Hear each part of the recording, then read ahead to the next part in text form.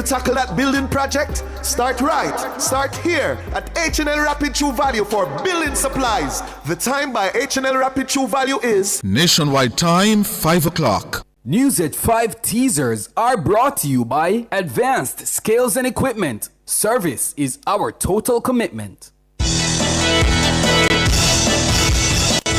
From the Nationwide News Network, comprehensive, incisive, tough. This is Nationwide at 5.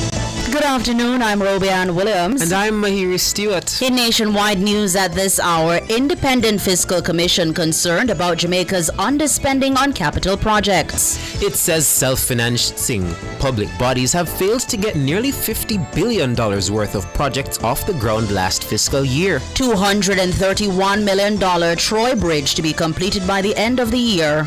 We're here today touring the Troy Bridge, which will be completed by the end of the year. Jamaica becomes one of the first Caribbean countries to implement clear rules for how AI can be used in courts. Jamaica's creative industries could soon benefit from new protections and opportunities under policy proposal. In news from the rest of the world, Guyana ready to extradite opposition leader Azruddin Mohammed following fraud charges. Trump calls for jailing of Illinois governor and Chicago mayor in immigration standoff. In headline sports, 2 Jamaicans selected in West Indies teams for white ball series against Bangladesh. And later on our broadcast, in our cover story at 5:35, artists, entertainers and cultural practitioners could soon benefit from new protections and opportunities under a policy proposal targeting Jamaica's creative industries. Entertainment Minister Olivia Grange will join us. In public opinion at 6:26, we ask, should the Prime Minister meet with the opposition leader to advance talks around constitutional reform? Give us your comments by logging on to our Facebook page, Nationwide News Network, and by tweeting us at Nationwide Radio, and message us on WhatsApp at 876-285-5693. You can also leave your comments on Instagram at Nationwide 90FM. In the nation's business at 6:40, the Financial Investigations Division, FID, is warning Jamaicans not to allow their bank accounts or identities to be used to move funds illegally. Chief Technical Director at the FID, Dennis Chung, will join us. At 7, Trinidad and Tobago's Prime Minister Kamla Persad-Bissessor refused to respond to questions about whether she will remove Housing Minister David Lee from her cabinet after he was hit with fresh charges concerning conspiracy to defraud and misbehavior in a public office.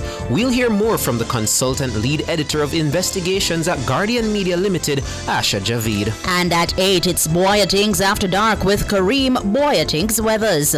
All these and more as we take you home on air on your mobile, Nationwide 90 FM, RevoNews.ai, and on the Revo News app. It's available on Google Play and the App Store.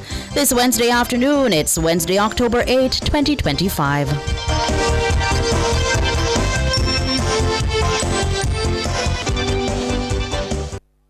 News at 5 teasers were brought to you by Advanced Scales and Equipment. Service is our total commitment. If it's news, it's got to be Nationwide 90 FM. Now to the details.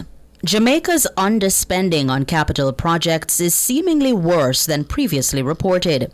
The Independent Fiscal Commission, IFC, says the country's self-financing public bodies failed to get nearly $50 billion worth of projects off the ground for the last fiscal year. This is detailed in the Commission's updated report tabled in the House of Representatives on Tuesday. The IFC previously reported that only $20 billion has been spent in the current financial year so far. That's less than half of what was estimated for the period. The Commission is now raising serious concern over the ability of the country to spend the remaining $140 billion in the capital budget. Siobhan Campbell tells us more. Capital expenditure in government refers to spending on assets that provide long-term benefits.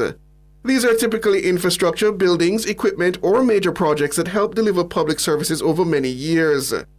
These investments are intended to improve the country's productive capacity, not just maintain day-to-day operations. And this is what the Independent Fiscal Commission, IFC, says is at risk due to the chronic underspending. In its report tabled in Parliament, the IFC says during the April to June 2025 period, expenditure fell below budget by $18.6 billion, or 6.5%. This was mainly due to underspending on capital projects by nearly $10 billion, or 52%.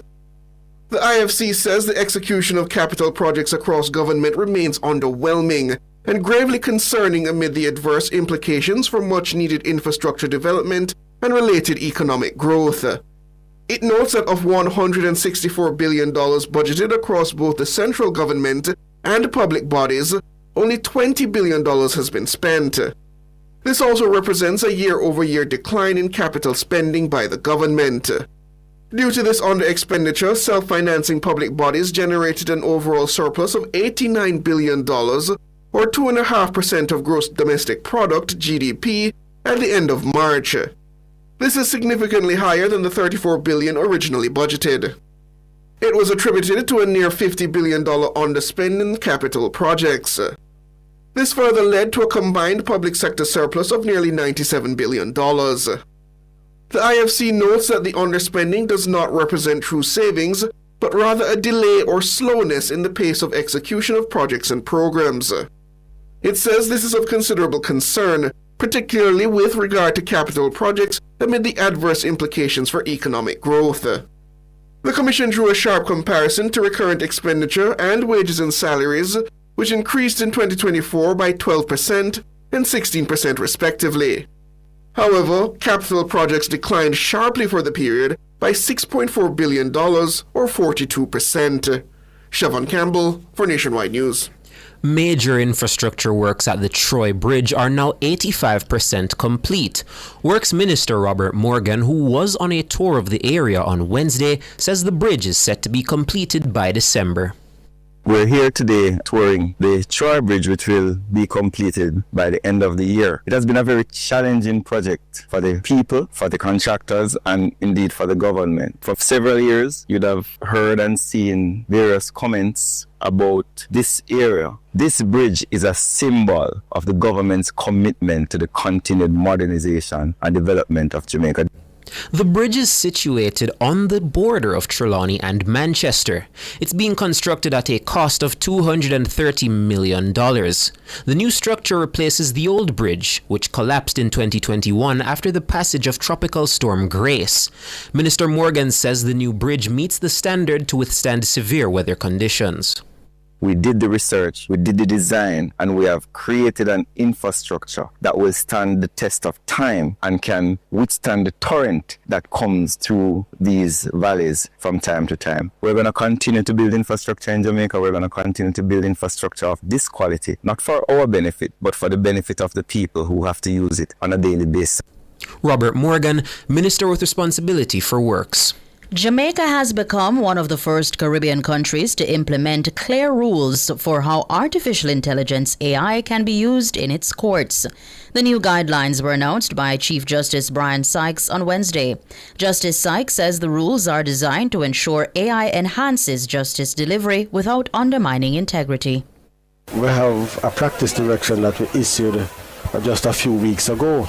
And that practice direction is the first now to begin to give guidance, because that is direction from the court or guidance from the courts to practitioners, that is lawyers and members of the public, as to how to use artificial intelligence in the preparation of their documents. So what we are saying, broadly speaking, what it says is that you can use it, but you need to indicate that it is so used. So there's no point in pretending as if persons aren't using it. I think many persons are using it. So bring it out into the open and put it within a context, and we have to emphasize now the ethical responsibility. The rules listed in the practice direction apply to the Supreme Court, the Revenue Court, the High Court, and the Circuit Divisions of the Gun Court. Justice Sykes acknowledges that AI is being used in the preparation of legal documents, but he's calling for lawyers and judges to be responsible when using the technology. Speaking on Cliff Hughes Online, Justice Sykes says this will be critical to maintaining the integrity of the judicial process.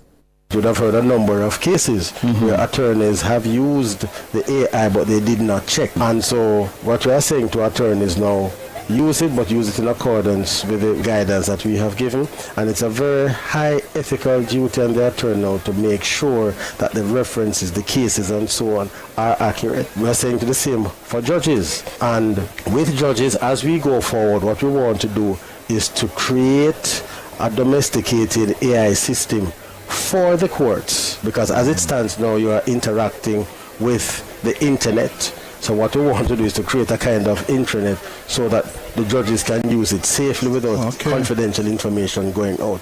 Chief Justice Brian Sykes. Some provisions of the practice direction include a prohibition on using AI to draft affidavits, witness statements, and disclosure requirements, including a declaration of AI use and verification, and sanctions for misuse, including cost orders, contempt proceedings, or referral to the General Legal Counsel. Meanwhile, Justice Sykes says the investigation continues into the death of Trelawney Parish Court Judge Ruth Lawrence. Just about a week ago, Judge Lawrence was pronounced dead at the Falmouth Hospital after being found unresponsive by her husband. Let me ask you, anything further on the untimely passing of Judge Lawrence? Just that the police are continuing their investigation. It's really a significant loss to the judiciary and to the court. And, she was in the parish for an extended period of time. And so a number of the persons there, I suppose you can be, the court is literally a small court, small in every sense of the word, small in number, small in space. Mm-hmm. So you develop that kind of significant relationship with the judicial officers and those who work with her, her quirks, her idiosyncrasies, and so on. And so that is now gone, and it was just ripped away without notice. Reports to our news center are that Judge Lawrence had obtained a 3-day sick leave and had it delivered to the courts. It's understood that weeks before her death, Judge Lawrence had appeared stressed and emotionally burdened, particularly regarding work-related matters. Justice Sykes confirmed that Judge Lawrence was about to be transferred as part of system policy. Was she about to be transferred? I think so, yes, because what we do is that we have a policy of rotating the judges. I started it when I became Chief Justice, and the idea is to give the judges a different kind of experience, and we also rotate them through different courts, because we have the family court, and what we have been doing is having judges go from the family court to the parish court, or the parish court to the family court. Chief Justice Brian Sykes.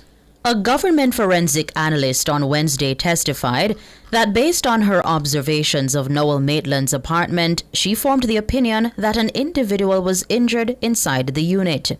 Maitland is on trial in the Supreme Court for the 2022 disappearance and suspected murder of his girlfriend, social media personality Donnelly Donaldson. The witness told the court that traces of blood were found on several items during the forensic examination, including a mat located outside the apartment door, the left foot of a gray Crocs slipper, the left foot of a black Puma sneaker, and a curtain that was hung inside the apartment. She said more than 80 pairs of shoes in the apartment were sampled for testing. The analyst also noted that a rectangular mark was on the kitchen floor in front of the sink, which appeared to indicate that an object later identified as a kitchen mat had been removed. According to the witness, the apartment's windows were closed and difficult to open, and there were no signs of forced entry. She testified that blood from the injured individual came into contact with the curtain in the living and dining area. Her findings were documented on July 21, 2022, and throughout her analysis of the evidence.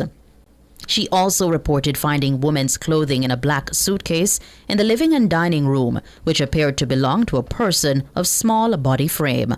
The trial is scheduled to resume on Thursday morning at 10. You're listening to the news on Nationwide 90 FM. More news after these.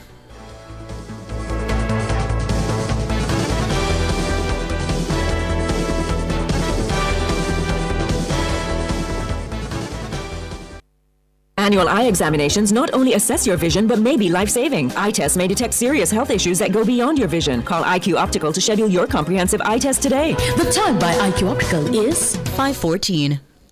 Rentokil Initial offers air purification solutions with triple filtration and unique auto-sensing capabilities that neutralizes malodor and replaces it with clean air. Call Rentokil Initial at 926-4236 for more details. The temperature by Rent-A-Kill is... It's 30 degrees Celsius in Kingston, 28 in Montego Bay.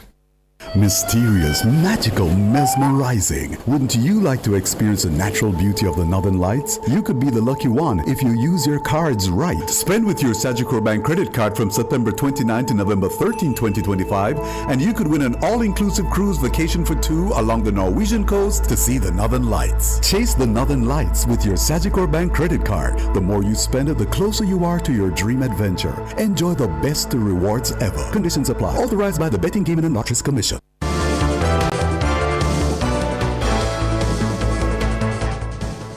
Continuing the news, the family of Tyra Spalding, a former Miss Universe Jamaica contestant who died by suicide last month, is appealing for help to cover her funeral expenses. Spalding passed away after openly documenting her mental health struggles through a series of 9 videos on YouTube. Her relatives say the sudden and unexpected loss has left them devastated. Robian Williams reports. Tyra Spalding's family has launched a GoFundMe campaign titled In Memory of Tyra Spalding to assist with burial costs. Tyra's sister Tashelle McFarlane says it has been one of the hardest times of her life. Her sister Tashelle McFarlane spoke with Nationwide News. We, the family of Tyra Spalding, we are seeking assistance. We set up a GoFundMe account. It's to offset the funeral expenses. We are appealing for your help. According to her family, Tyra had been receiving therapy following a prior incident, but they were unaware of the depth of her struggle. They describe her as someone who was always cheerful and wore a bright smile, even though she was silently battling within. In the YouTube recordings, Tyra spoke candidly about her fight to stay alive and the toll her mental health took on her daily life. A cousin shares that it was only after her death the family discovered the full extent of her online posts about her mental health journey. Tashelle says despite the many comments surrounding her passing, they want Tyra to be remembered as a bright ray of sunshine who brought joy to those around her. Her funeral service is scheduled for October 25. Tyra Spalding would have celebrated her 27th birthday on October 28. Contributions to assist with her funeral expenses can be made through her GoFundMe page. It's the silent battles that are often the hardest to overcome, the ones that leave families struggling to understand and come to terms with unimaginable loss. If you or anyone you know is struggling with suicidal thoughts, immediate support is available through the Safe Stop initiative at 888-723-3776 or via WhatsApp at 876-439-5199. The Health Ministry's Mental Health and Suicide Prevention Helpline is 888-NEW-LIFE, and the You Matter chat line is available at 876-838-4897. Robian Williams for Nationwide News. Artists, entertainers, and cultural practitioners could soon benefit from new protections and opportunities under a policy proposal targeting Jamaica's creative industries. The initiative was outlined in a green paper tabled in Parliament by Culture and Entertainment Minister Olivia Grange on Tuesday. She says the policy aims to transform and prioritize the country's creative economy. The green paper we present today reflects a bold and visionary design shaped by ongoing consultative processes with our cultural experts and entertainment, culture, and creative industry practitioners. It encapsulates a number of benefits and protections which will enshrine safeguards around the Jamaica Entertainers and Creative Insurance Plan, and it provides both life, accident, and health insurance for entertainers or creatives or cultural practitioners and or cultural communities. Jamaica's creative economy is already a significant contributor to national development. It has generated more than 5% of the overall gross domestic product, GDP, and supported nearly 3% of employment. Minister Grange says the Green Paper will further accelerate this through a raft of investments, technological advancements, and programs for professional growth. Central to our plan is the establishment of the Institute for Cultural Practitioners, Innovators, Entertainers, and Creatives, which will serve as a center of innovation and excellence with culture and heritage-focused offerings, along with cutting-edge, flexible education and professional development opportunities in the wide array of creative disciplines. The micro-credentialing model will allow cultural practitioners and creatives to continue to earn while upskilling to the highest levels of certification. Olivia Grange, Minister of Culture and Entertainment. The tabling of the Green Paper was supported by the opposition benches. World in a Minute is brought to you by ABC Electrical Sales. We make things as easy as ABC. Hose Assembly and Supply, equipping Jamaica for success. And Charles O'Connor Consulting Network, COCN, driven by international accounting standards, modern technology and integrity. The World in a Minute. The Guyanese government says it's ready to assist in the extradition of businessman Azharuddin Mohammed and his son Nazar to the U.S., where they face multiple charges including gold smuggling and wire fraud. Attorney General Anil Nandal says the father-son duo is the subject of a recent indictment in a Florida court alleging they conspired with government officials to commit crimes. The indictment reportedly lists more than 10 charges against them. Nandal says Guyana is prepared to comply with any extradition request from the U.S. government. Azharuddin Mohammed is currently the presumptive opposition leader, although he has yet to take the oath of office. The legal proceedings against the Mohammeds mark a high-profile case for both Guyanese and U.S. authorities. President Donald Trump has called for the jailing of Illinois officials, accusing them of not doing enough to ensure the safety of federal immigration officers who are conducting raids in Chicago. Trump made the call in a social media post on Wednesday. He says Chicago Mayor Brandon Johnson and Illinois Governor J.B. Pritzker should be jailed for failing to protect ICE officers. Trump previously called the city a war zone amid protests against immigration enforcement. But Pritzker has called the president's actions authoritarian. The Republican president spoke as hundreds of National Guard troops arrived in the city as part of his immigration crackdown. Trump has also threatened to invoke the Insurrection Act and the use of military if courts stop the deployments. World in a Minute was brought to you by ABC Electrical Sales. We make things as easy as ABC. Hose Assembly and Supply, equipping Jamaica for success. And Charles O'Connor Consulting Network, COCN, driven by international accounting standards, modern technology and integrity. Recapping the top stories making nationwide news at this hour, Independent Fiscal Commission concerned about Jamaica's underspending on capital projects. $231 million Troy Bridge to be completed by the end of the year. Jamaica becomes one of the first Caribbean countries to implement clear rules for how AI can be used in its courts. Jamaica's creative industries could soon benefit from new protections and opportunities under policy proposal. I'm Robeanne Williams. And I'm Mahiri Stewart. You can find the news on our website at revonews.ai and on the Revo News app. It's available on Google Play and the App Store. News next, the headlines at 6.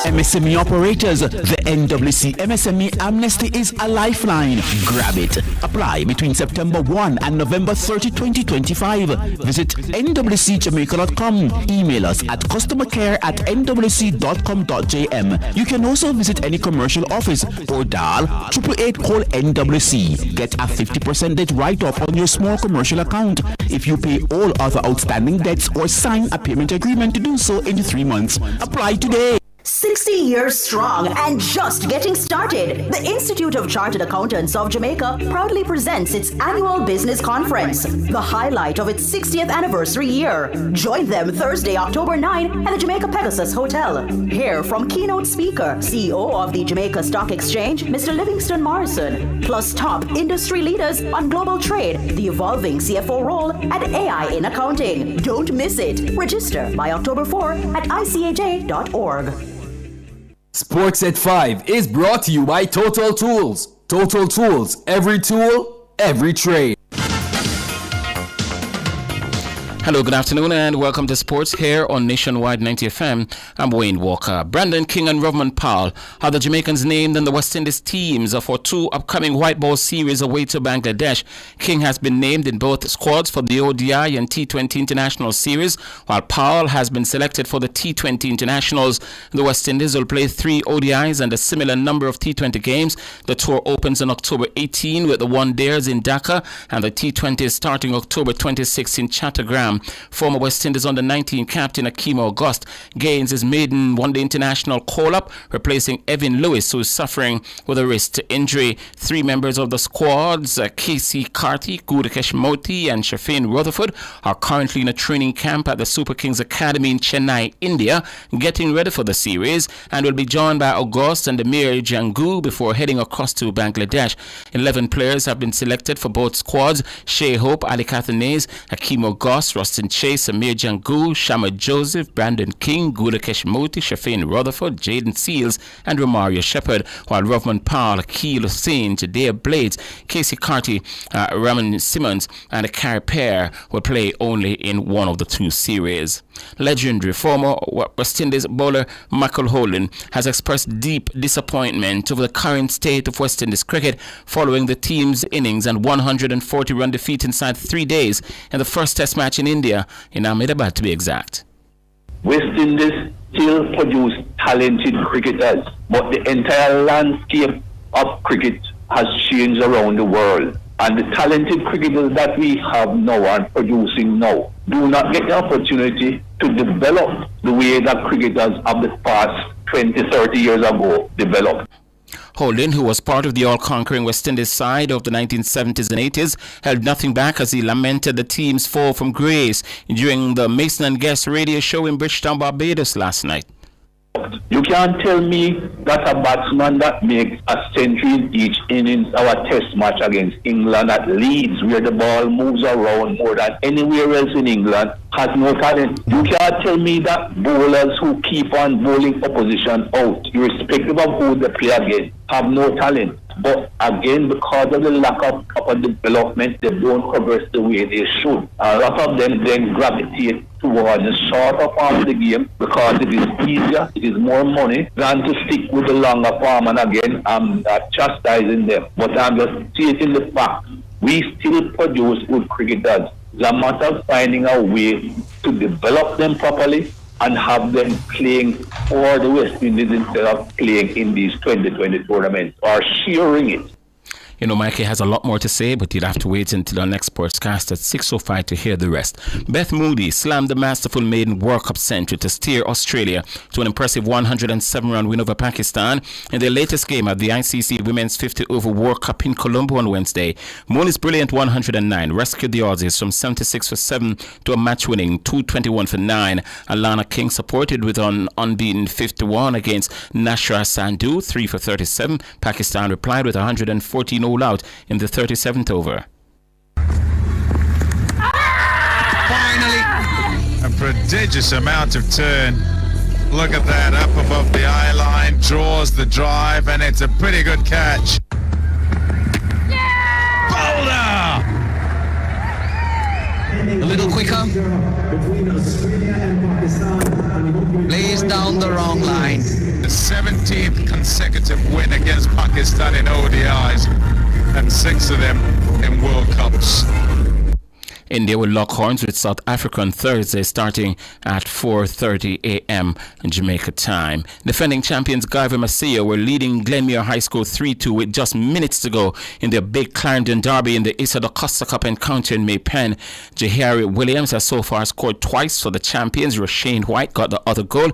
Prolific hitman Orain Watson bagged the 2 goals for Glenmuir, who led 1-0 at the break. Former champions Rossies, they beat Cambridge 2-1. Malden were leading Green Pond 5-0, and Cornwall College were holding a 2-0 lead over Herbert Morrison. In the Manning Cup, Excelsior and Hydel were locked up at 2 apiece. St. George's were leading St. Jago 2-0, in Spanish Town they held a 1-0 lead over Edith Dalton James. And finally in sports at this time, Jamaica's national senior men's football team should be landing in Willemstad in less than an hour's time for Friday's CONCACAF World Cup qualifier against Curacao at the Aguilio Hato Stadium.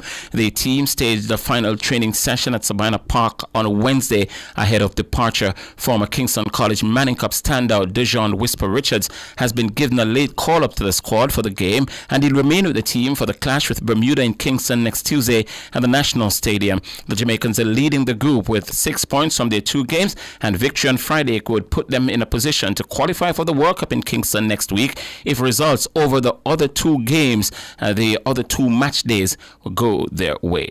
That's sports. We're going to be back with more at 6:05.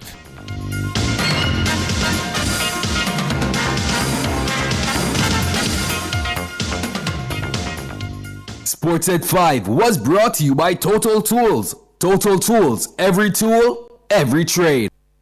From Kingston to the world, from Montego Bay to new adventures, and from Ocherius to endless possibilities. Wherever you're headed, we will proudly take you there. Jamaica's Airport, your global gateway. The temperature brought to you by the Airports Authority of Jamaica is 29 degrees Celsius here in the nation's capital, Kingston. It's 28 in the western city, Montego Bay. Hey, did you hear? JUTC just launched Rural Express routes. Really? Where to? Travel to and from Kingston with direct routes to Ocherius, Montego Bay, Negril, Mandeville, Maypen, and coming soon, Port Antonio. Wow, that sounds convenient, but must be pricey. Not at all. Special introductory fare just $2,000. Except for Maypen, that's just $1,500. The JUTC Rural Express is here. Your ticket to comfort, connection, and convenience at a price that fits your budget. Whether it's family, school, or a weekend getaway, travel to Jamaica's top destinations with ease and enjoy a smooth, stress-free ride. Visit our social media at JUTC Ltd or log on to www.jutc.gov.jm for schedules. MSME operators, the NWC MSME Amnesty is a lifeline. Grab it. Apply between September 1 and November 30, 2025. Visit nwcjamaica.com. Email us at customercare@nwc.com.jm. You can also visit any commercial office or dial 888-NWC. Get a 50% write-off on your small commercial account if you pay all other outstanding debts or sign a payment agreement to do so in 3 months. Apply today. This Thursday, October 9, from 10 a.m. to 1 p.m., Cliff Hughes Online is broadcasting live from the Urban Development Corporation headquarters on the Kingston waterfront. Join us as we celebrate Customer Service Week 2025 under the theme UDC, Making Development Happen for the People of Jamaica. Hear from UDC leaders about the projects transforming communities, the partnerships shaping progress, and the vision driving nation building. You don't want to miss this informative and inspiring event. So, tune in to Cliff Hughes Online Thursday, October 9 from 10 a.m. to 1 p.m. We're celebrating Customer Service Week 2025 with the Urban Development Corporation. Catch the live stream on our YouTube channel at Nationwide 90 FM Live 2. All this and more only on Nationwide 90 FM, the new revolution in media. This broadcast is brought to you by the Urban Development Corporation. Taboo topics, Voyagings after dark, riveting discussions, celebrity news and interviews, topics that are shunned by society, and everything else in between. Voyagings After Dark with Kareem Voyagings each and every Wednesday, 8 to 11 p.m. Voyagings After Dark. No topic is too taboo or hard to discuss. Come get your mind blown and your curiosity explored. Voyagings After Dark. As we grow older, there are many challenges that we have to confront, but these years can represent the best in our lives. Coming of Age during Nationwide This Morning on Thursdays explores issues persons 50 and over confront. It also provides expert opinions on how we can improve the quality of our lives as we get older. That's Coming of Age, this and every Thursday during Nationwide This Morning at 6:51 a.m. I'm Dennis Brooks. I'm Alan Campbell. I'm Floyd Green. And I'm Garth Williams. Catch us on the Jamaican Dads podcast right here on Nationwide 90 FM, Thursdays at 8 p.m. with a repeat on Sundays at 6 p.m. The Jamaican Dads podcast is all about providing men with a healthy, safe, and functional forum to tackle many of the taboo topics that concern our masculinity. Like everyone else out there, we're dads of varying amounts of experience who come from different backgrounds and often view the world differently. We're definitely not perfect, but we're all brethren and we're all committed to this piece of rock called Jamaica. Too often, there are no safe spaces for men to explore the issues which are important to us. Plus, most of the content out there about parenthood is produced by women, for women. So we think it is important that we be the change we want to see. Follow us on YouTube, Facebook, Instagram, and Twitter at Jamaican Dads with a Z. And definitely join us here on Nationwide 90 FM every Thursday at 8 p.m. with a repeat on Sundays at 6 p.m. for the Jamaican Dads podcast. It's a revolution in media. Are you ready for something mega? Come join us at Megamart Waterloo, 29 Upper Waterloo Road on Friday, October 10 from 3 to 5 p.m. We're bringing you the Mega Wheels 2 Grand Draw. Tune in to Nationwide 90 FM with me, Robian and Pepita from 3 to 5 p.m. live from Megamart Waterloo. Come join amazing samplings from Megamart's co-sponsors while joining the celebration. The grand prize is a brand new 2025 Hyundai Tucson, and second and third place winners will enjoy monthly shopping sprees for a year. We're teaming up with Megamart to bring you non-stop excitement, surprise guests, giveaways, samplings, and all the Mega Wheels 2 energy. So don't just tune in. Come on, join in on the action. Live at Megamart Waterloo, Friday, October 10 from 3 to 5 p.m. It's the Mega Wheels 2 Grand Draw. Only on Nationwide 90 FM, the new revolution in media. This broadcast is brought to you by Megamart. Best value by far.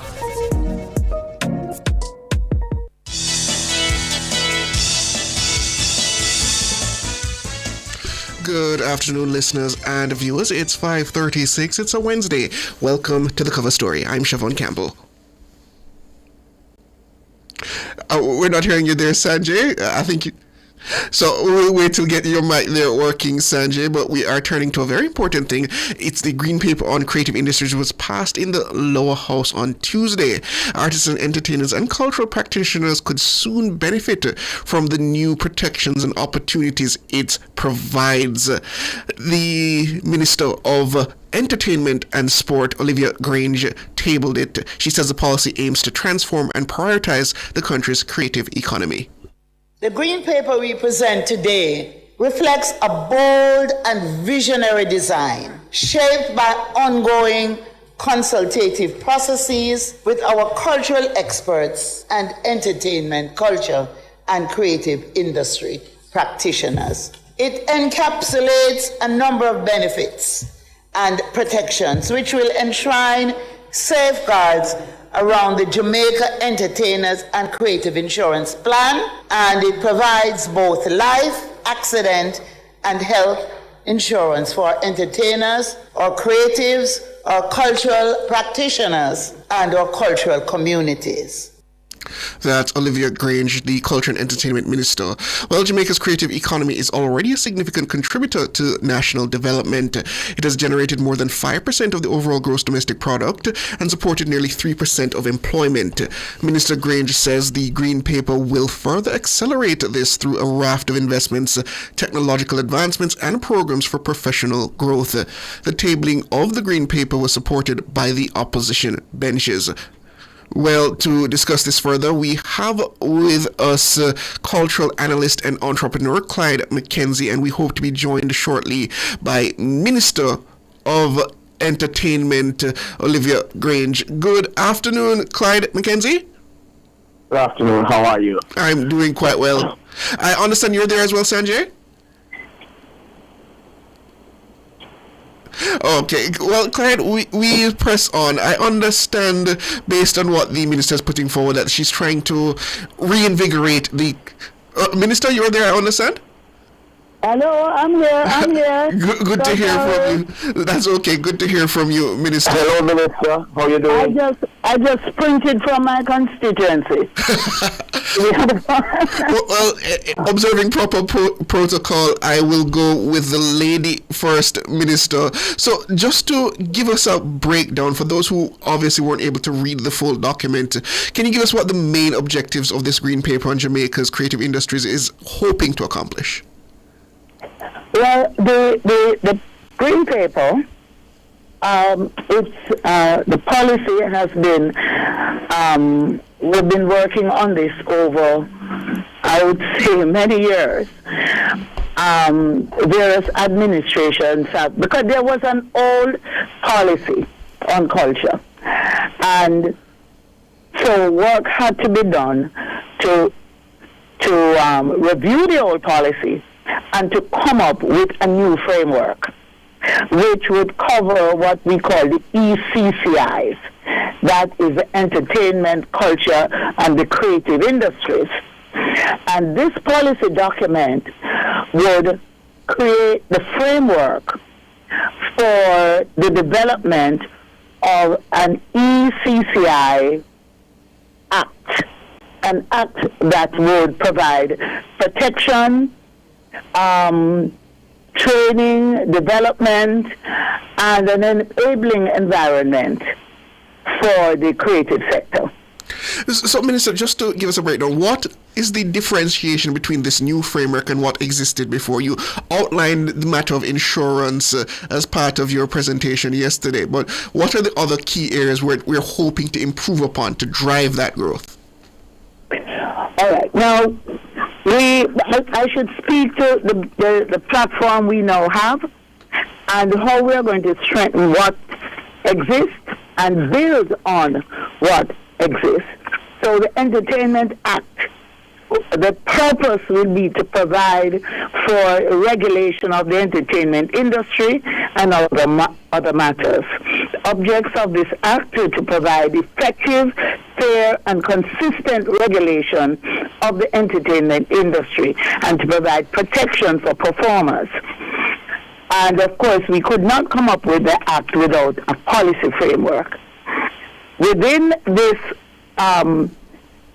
policy, we have the cultural industries, the entertainment policy, data capturing and analysis, including work towards a satellite accounting system, which is an approach to the business of entertainment, and to that end enjoys data sharing relationships with other ministries, departments, and agencies, including the JCF, the University of the West Indies, the Jamaica Business Development Corporation, and so on. So it would provide that framework for the MDs and for the private sector to work together. For example, today we had a very extensive discussion with a delegation from the Private Sector Association so that we would have a more joined up relationship and a stronger output in the development of the sector. And of course, we would now be able to provide empirical data that would inform government on the contribution of that sector to the economy, which would now also underscore the need for more investment in the sector and provision of incentives to the private sector to invest in the culture and creative sector.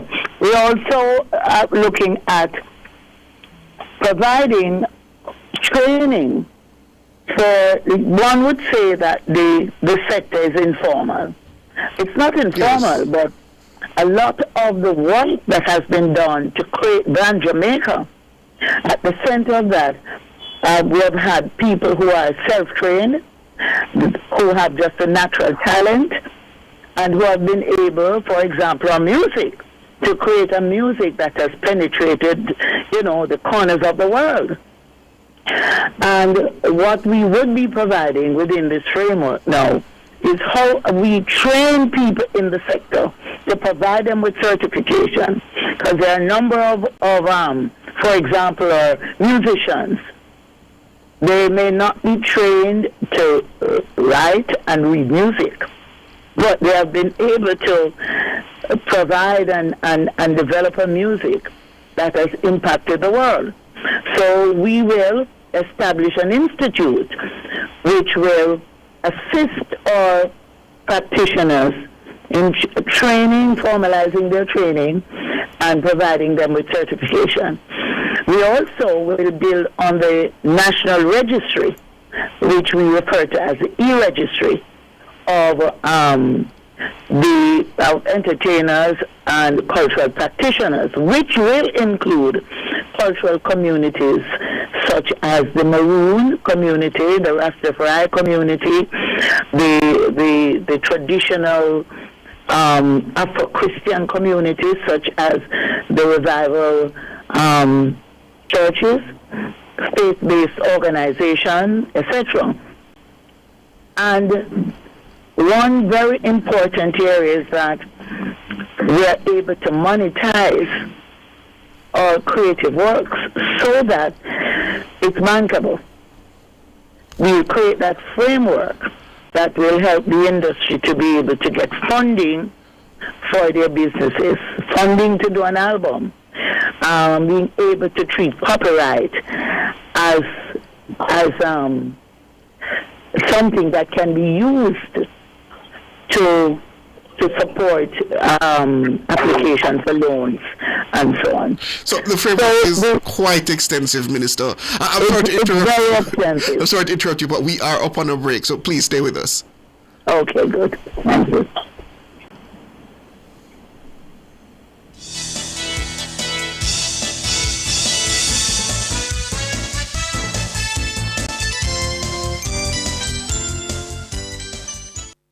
Protecting your personal data is a priority for the Jamaica Customs Agency. We urge you to use the agency's official platforms to conduct your business. The time by the Jamaica Customs Agency is... It's 5:46. Birdshot fried chicken always ready. Original crispy. Birdshot, Cajun spicy. Birdshot, a barbecue. Birdshot, we are the Birdshot. The temperature brought to you by Bird Shack Fried Chicken in Montego Bay and Ocho Rios is... It's 28 degrees Celsius in Montego Bay, and it's 28 out west. It's 28 in Ocho Rios.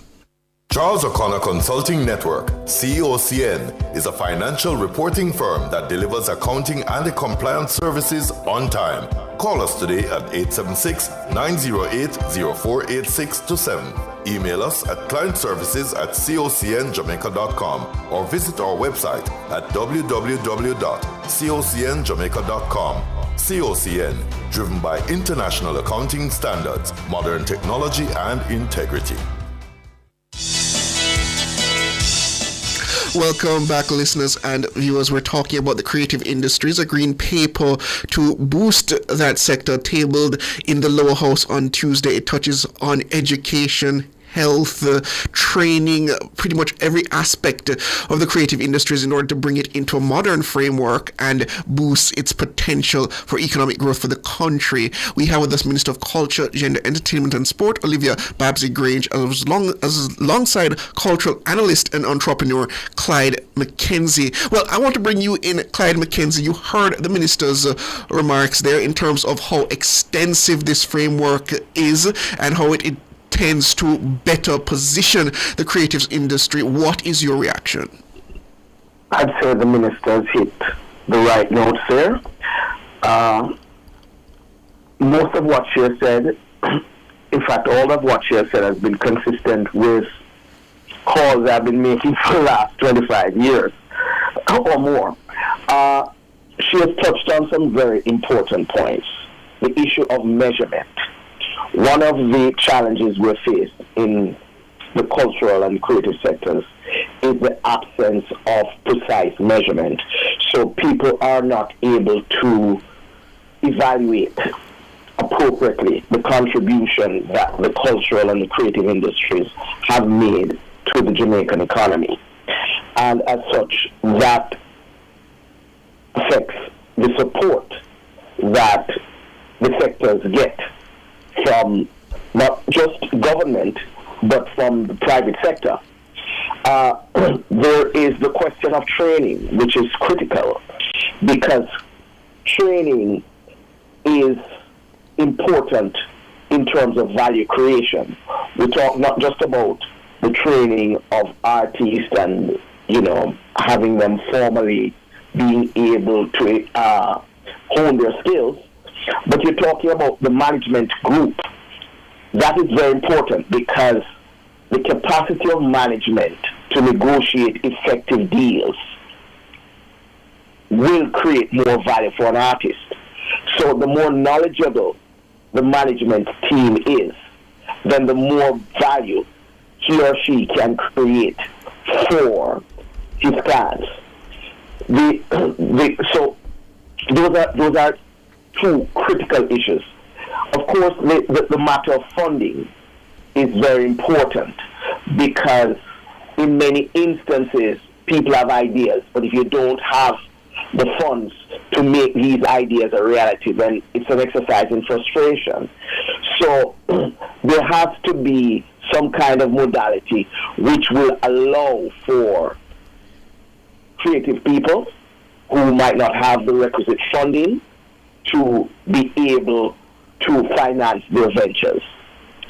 One of the things that has plagued us for a long time is the fact that Jamaicans have been primary producers in the creative and the music and the cultural sectors. What do I mean by that? I mean that what happens is we create the core product. But what happens is that the most lucrative segment of the value chain are controlled by outsiders in most instances. So what has happened is it's like, many of our other products. So, whether it be bauxite, whether it be cocoa, whether it be, anything. We're too low on the value chain, essentially. We're low on the value chain.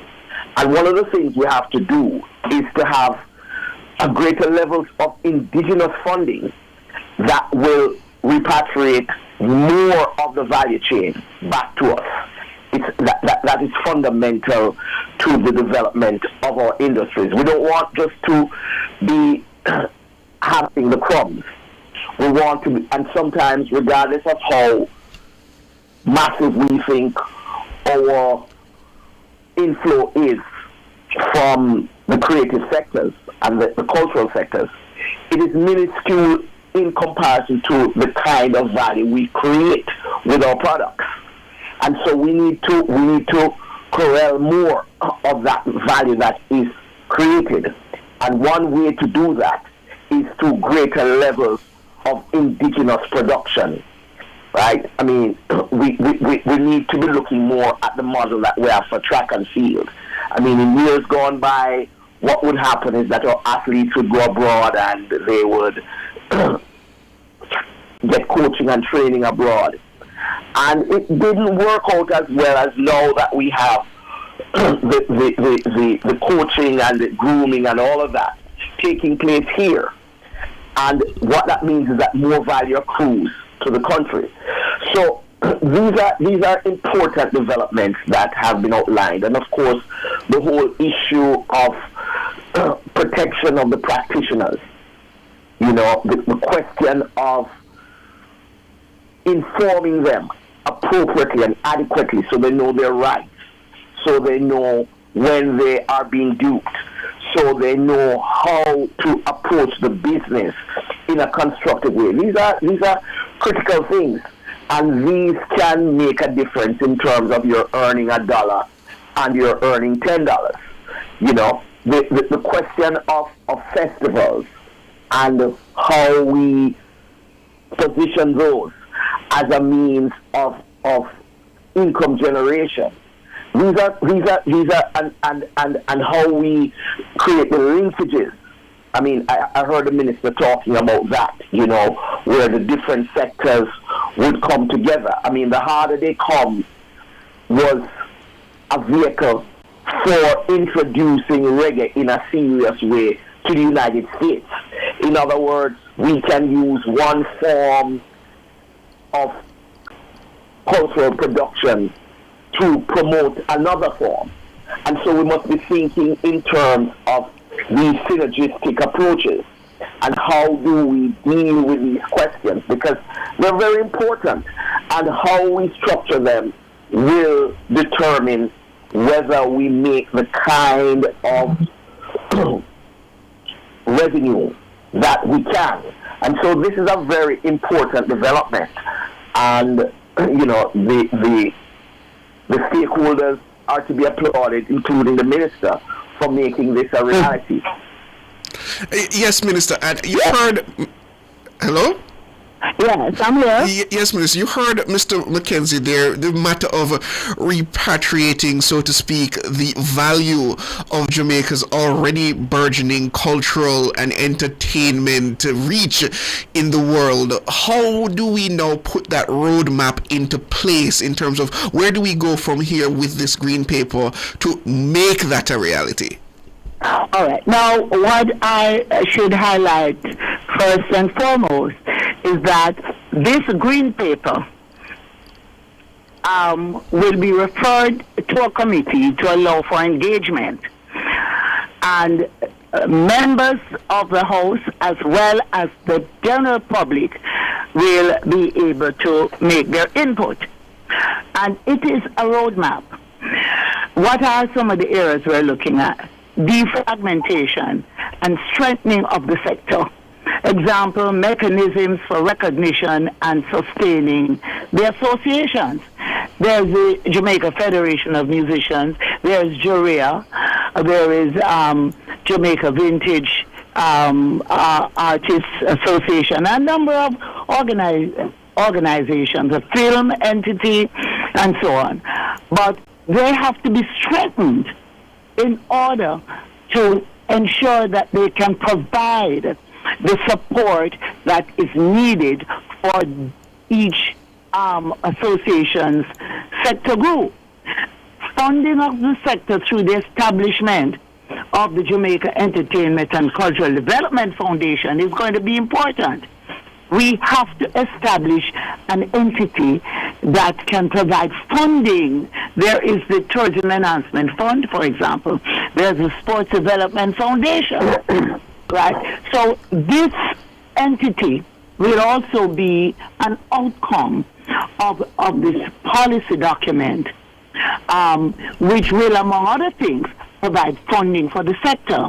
Also, we have to look at a robust intellectual property and data collection regime to inform policies, to inform programs, to inform investments for and in the sector. Unless you have empirical data, you cannot convince funding institutions or the banks to invest.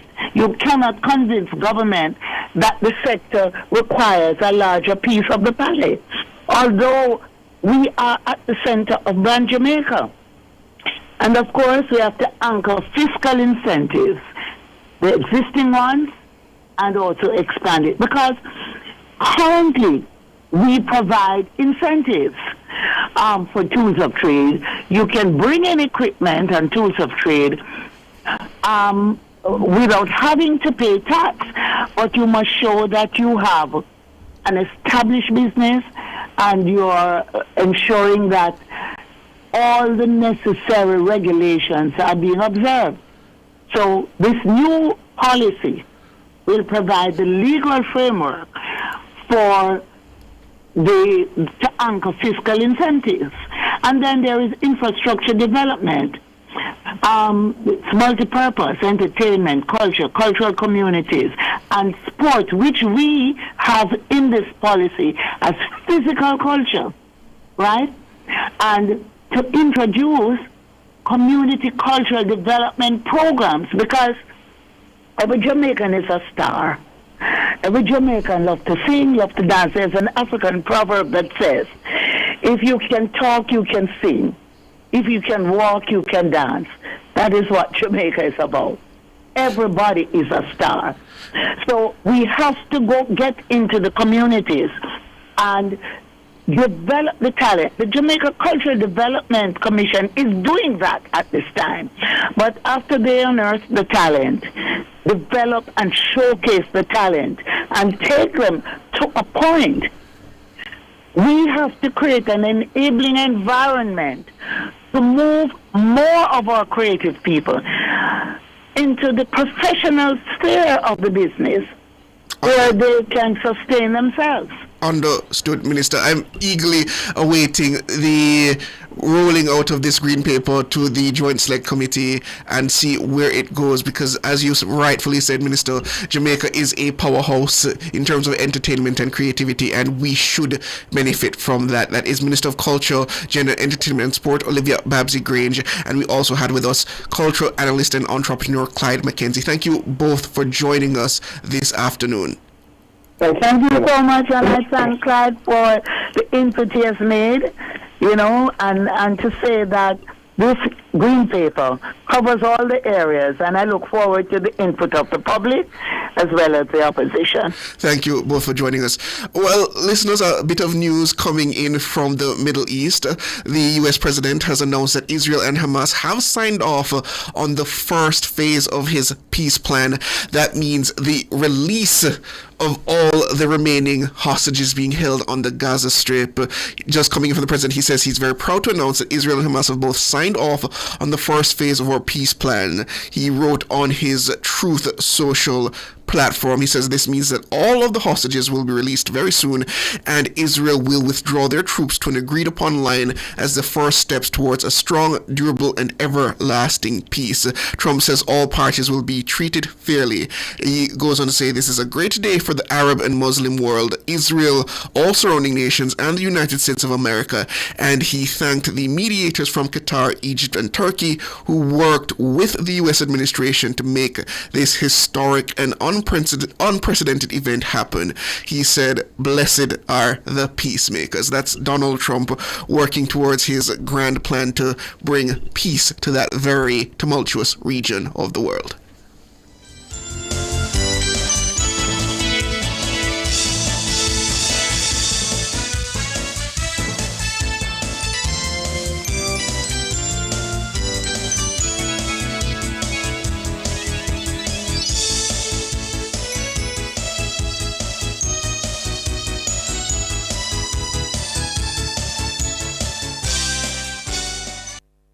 The time brought to you by Guardian Life. Live secure, live easy is a minute after 6.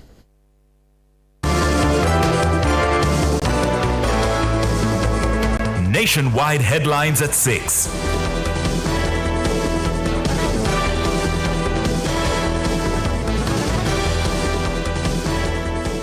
Good evening with the headlines at 6. I'm Shalois Michael. Major infrastructure works at the Shore Bridge are now 85% complete. Works Minister Robert Morgan, who was on a tour of the area on Wednesday, says the bridge is set to be completed by December.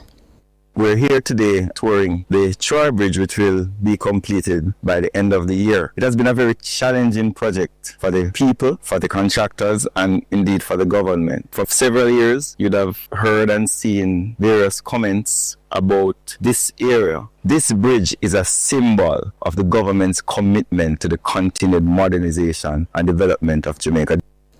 The bridge is situated on the border of Trelawney and Manchester.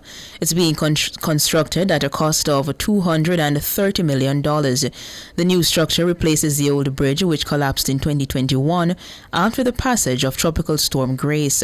Minister Morgan says the new bridge meets the standard to withstand severe weather conditions. We did the research, we did the design, and we have created an infrastructure that will stand the test of time and can withstand the torrent that comes through these valleys from time to time. We're going to continue to build infrastructure in Jamaica. We're going to continue to build infrastructure of this quality, not for our benefit, but for the benefit of the people who have to use it on a daily basis. Robert Morgan, Minister with responsibility for works. Jamaica has become one of the first Caribbean countries to implement clear rules for how artificial intelligence (AI) can be used in its courts. The new guidelines were announced by Chief Justice Brian Sykes on Wednesday. We have a practice direction that we issued just a few weeks ago, and that practice direction is the first now to begin to give guidance, because that is direction from the court or guidance from the courts to practitioners, that is lawyers and members of the public, as to how to use artificial intelligence in the preparation of their documents. So what we are saying, broadly speaking, what it says is that you can use it, but you need to indicate that it is so used. So there's no point in pretending as if persons aren't using it. I think many persons are using it, so bring it out into the open and put it within a context, and we have to emphasize now the ethical responsibility. Justice Sykes acknowledges that AI is being used in the preparation of legal documents, but he's calling for lawyers and the judges to be responsible when using the technology. You would have heard a number of cases where attorneys have used the AI but they did not check. And so what we are saying to attorneys now, use it, but use it in accordance with the guidance that we have given. And it's a very high ethical duty on the attorney now to make sure that the references, the cases and so on are accurate. We are saying to the same for judges. And with judges, as we go forward, what we want to do is to create a domesticated AI system for the courts, because as it stands now, you are interacting with the internet. So what we want to do is to create a kind of intranet so that the judges can use it safely without confidential information going out. Chief Justice Brian Sykes. Transport Minister Dal Vaz says he's saddened by the death of a Jamaica Urban Transit Company JUTC driver following a crash in St. Catherine on Wednesday morning. The driver has been identified as Dwayne Mullings. Reports are that Mr. Mullings was driving along the Salt Pond Road in Portmore shortly after 3 a.m. when he lost control of the bus. The vehicle then crashed into a nearby ditch. Minister Vaz extended condolences to Mr. Mullings' family, friends, and the JUTC. Artists, entertainers, and cultural practitioners could soon benefit from new protections and opportunities under a policy proposal targeting Jamaica's creative industries. The initiative was outlined in a green paper tabled in Parliament on Tuesday by Culture and Entertainment Minister Olivia Grange. The green paper we present today reflects a bold and visionary design shaped by ongoing consultative processes with our cultural experts and entertainment, culture, and creative industry practitioners. It encapsulates a number of benefits and protections which will enshrine safeguards around the Jamaica Entertainers and Creative Insurance Plan, and it provides both life, accident, and health insurance for entertainers or creatives or cultural practitioners and or cultural communities. Jamaica's creative economy is already a significant contributor to national development. It has generated more than 5% of the overall gross domestic product GDP and supported nearly 3% of employment. Minister Grange says the Green Paper will further accelerate this through a raft of investments, technological advancements, and programs for professional growth. Central to our plan is the establishment of the Institute for Cultural Practitioners, Innovators, Entertainers, and Creatives, which will serve as a center of innovation and excellence with culture and heritage-focused offerings, along with cutting-edge, flexible education and professional development opportunities in the wide array of creative disciplines. The micro-credentialing model will allow cultural practitioners and creatives to continue to earn while upskilling to the highest levels of certification. Olivia Grange, Culture and Entertainment Minister. Councillor for the Lauriston Division, the PNP's Keisha Lewis, is disputing a claim from the Integrity Commission that she failed to file her statutory declarations. On Tuesday, the Commission tabled an indicative ruling that Ms. Lewis, along with the two other councillors, was to be charged for the offence. In a statement on Wednesday, Ms. Lewis says her statutory declarations were not initially filed on time, but were subsequently filed and certified within the time frame provided to her by the IC. She adds that the penalty was affixed due to the initial delay. The councillor says she had believed that filing within the time frame specified by the IC's officer would resolve the matter without adverse action, including the penalty. Ms. Lewis says she did not receive any further communication from the IC with regard to the penalty, which contributed to the current situation. However, she says she is currently in the process of addressing the matter to bring it to a close. Those were the headlines at 6. I'm Shalois Michael. Sports is next.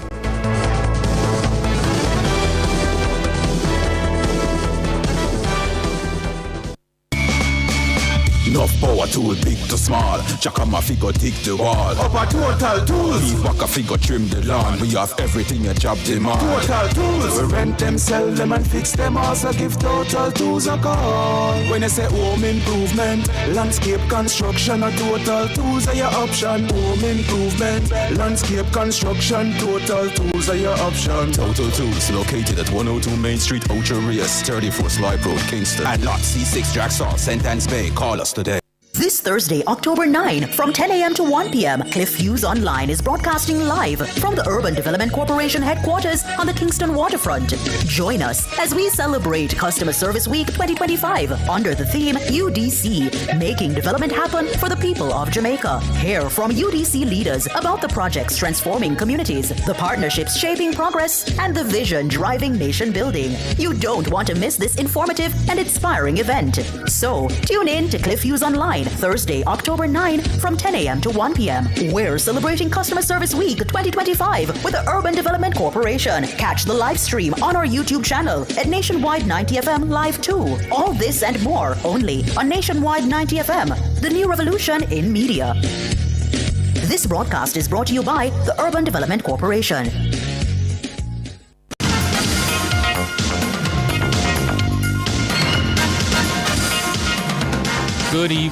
Good evening and welcome to your sports report. I'm Oreen Buchanan. Brandon King and Rovman Powell are the Jamaicans naming the West Indies team for 2 upcoming white ball series away to Bangladesh. King has been named in both ODI and T20 squads, while Powell has been selected only for the T20 internationals. The West Indies will play 3 ODIs and a similar number of T20 games as the tour opens on October 18th, with the one days in Dhaka and the T20 starting October 26th in Chattogram. Former West Indies under-19 captain Akeem Ogis gains his maiden ODI call-up, replacing Evan Lewis, who's suffering with a wrist injury. 3 members of the squad, Casey Carty, Gudakesh Moti and Sherfane Rutherford, are currently in a training camp at the Super Kings Academy in Chennai, India, getting ready for the series, and will be joined by Ogis, Amir Jangu, before heading across to Bangladesh. 11 players have been selected for both squads in Shea Hope, Alik Athanes, Akeem Ogis, Ruston Chase, Amir Jangu, Shamar Joseph, Brandon King, Gudakesh Moti, Sherfane Rutherford, Jaden Seals and Romario Shepherd, while Rovman Paul, Akil Hussein, Jediah Blaze, Casey Carty, Ramon Simmons and Carrie Pierre will play in only one of the series. Sticking with cricket, legendary former fast bowler Michael Holding has expressed deep disappointment over the current state of the West Indies team, following the team's innings and 140-run defeat inside 3 days in the first test against India in Ahmedabad. West Indies still produce talented cricketers, but the entire landscape of cricket has changed around the world. And the talented cricketers that we have now and producing now do not get the opportunity to develop the way that cricketers of the past 20, 30 years ago developed. Holding, affectionately known as Whispering Death during his playing days, admitted he has not watched any form of cricket in nearly 4 years due to the steady decline of the once dominant cricketing powerhouse. If I can't watch my team and be happy with watching my team, I can't watch anything. You know, people love cricket and they will watch Ashes. I would watch the Ashes if the West Indies was a good team and was being competitive and could play against everybody and be competitive. But I can't talk about watching India play Australia or England play Australia, those teams, knowing that I would not want to be watching my team play because of the pain. So I don't watch cricket anymore. Michael Holding. Beth Mooney slammed a masterful maiden World Cup century to steer Australia to an impressive 107-run win over Pakistan in their latest game at the ICC Women's 50-over World Cup in Colombo on Wednesday. Mooney's brilliant 109 rescued the Aussies from 76 for 7 to a match-winning 221 for 9. Alana King supported with an unbeaten 51 against Nashra Sandhu, who picked up 3 for 37. Pakistan replied with 114 all out in the 37th over. Finally, a prodigious amount of turn. Look at that, up above the eye line, draws the drive, and it's a pretty good catch. Bowler!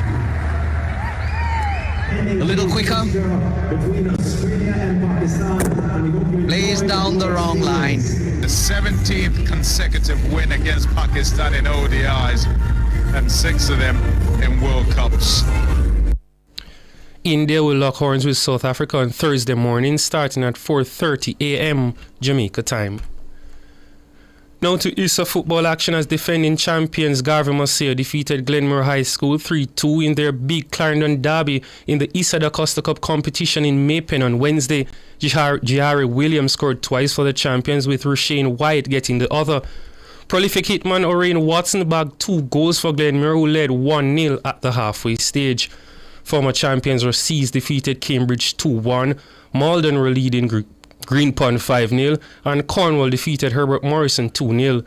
In the Manning Cup, Excelsior and Heidel ended 2-2. St. George's defeated St. Jago 3-1, and Spanish Town held a 1-0 lead over Edith Dalton James. Jamaica's national senior men's football team has just landed in Willemstad for Friday's CONCACAF World Cup qualifier against Curacao at the Ergilio Hato Stadium. The team staged a final training session at Sabina Park on Wednesday ahead of departure. Former Kingston College Manning Cup standout Dusan Whisper Richard has been given a late call-up to the squad for the game and will remain with the team for the clash against Bermuda in Kingston next Tuesday at the National Stadium. The Jamaicans are leading the group with 6 points from their 2 games, and victory on Friday could put them in a position to qualify for the World Cup in Kingston next week if results elsewhere over the 2 match days goes in their favour. Rudolph Speed, technical advisor to the Jamaica's senior men's football team, is now part of FIFA's Technical Development Committee. The veteran coach and administrator told Nationwide Sports that the appointment comes as a surprise, but he's relishing the opportunity and responsibility that comes with the job. Well, I mean, I never thought the work that I was doing was trying to get there. I just thought that I was always trying to help Jamaica improve its technical capabilities, which we have done significant over the last, since the pandemic. I've done a lot, and you can see some of the results in how we started to dominate the Caribbean even more in all the youth competition. You know, we're on the up and up, and everybody's seeing it, so they're probably thinking that something as good is happening in Jamaica, and I'm just one of the lucky person to get to the honor committee. Speed added that part of his long-term vision is to assist the wider region in their growth of their football program. He also shared that being able to adapt to different environments and challenges is something that he embraces. I think one of the main things is that you have to learn to adapt. I think I'm very adaptable. That's really the key. So whatever it is, I'll be able to adapt to it. I'm not afraid of challenges. So, you know, that goes. But some point down the road, if I'm there, I should be able to help the team in the whole CONCACAF region, not just Jamaica. So that's what I think I'm excited about doing, helping the region. I'm a Caribbean person, mostly, helping the region to get better at technical matters. Rudolph Speed. Jim Ratcliffe, co-owner of English Premier League team Manchester United, says under-fire coach Ruben Amorim needs at least 3 years to prove he's a great coach. Last season, Manchester United finished 15th in the league, their worst performance since the 1973-74 campaign when they were relegated from British top-flight football. This season has also started off rocky as Manchester United are currently 10th, having won 3, lost 3 and drawn 1 from their 7 games played. United will be in action next on Sunday, October 19th, when they face defending champions Liverpool at Anfield. Young basketball enthusiasts across Jamaica are in for an unforgettable experience as rising WNBA star Aaliyah Edwards brings her passion and talent home for the very first time. You Got Next basketball camp, a 2-day event dedicated to skill building, mentorship and youth empowerment. This is set to take place at GC Foster College as the camp will welcome young girls eager to grow their game and learn directly from one of women's basketball's brightest young stars on November 7th and 8th. The camp is tailored specifically for young female athletes with a focus on developing fundamental basketball skills, improving confidence on and off the court, and fostering leadership through sports. Participants will take part in drills, scrimmages, and personal development sessions led by Edwards and a team of experienced coaches. Now to finish off sports, West Indies head coach Darren Sammy is urging his players to step onto the field with greater belief and intent as they prepare for the second test against India in Delhi starting later this week. The calls come in the wake of a crushing innings and 140-run defeat inside 3 days in the first test in Ahmedabad, a loss that has sparked renewed concerns over the state of West Indies cricket. Speaking to the media ahead of the second match, Samit echoed the sentiments of West Indies batting great Brian Lara, who recently challenged the current crop of players to take a hard look at themselves and their commitment to representing the Caribbean at the highest level. When the game comes, trusting the preparation that they put into the training to be able to put it into the game. I see some of the guys lack confidence, and it's something that has to come from within you. But you know, with lack of performances, it's always hard to rise yourself above that level. But you know, my job is to continue to instill that in the way we practice, the way we think, the way we plan and strategize. I was just telling someone the conversations we had after the test, you know, to see the way, you know, they came out there and really put a conscious effort to train better. I expect some sort of improvement, at least in the way they think and the belief they have going into the test match. Lara, in a recent interview, pointed to deeper issues behind the team's ongoing struggles, including the role of financial incentives and lack of technological assistance that he argues have contributed to a decline in focus and performance. Sammy, who led the West Indies to 2 T20 World Cup titles as captain, fully supported the legendary batsman's assessment. It's no secret the difference in the different teams, the top 3-4 teams in the world versus the bottom 4. We've been struggling for finance for a long time.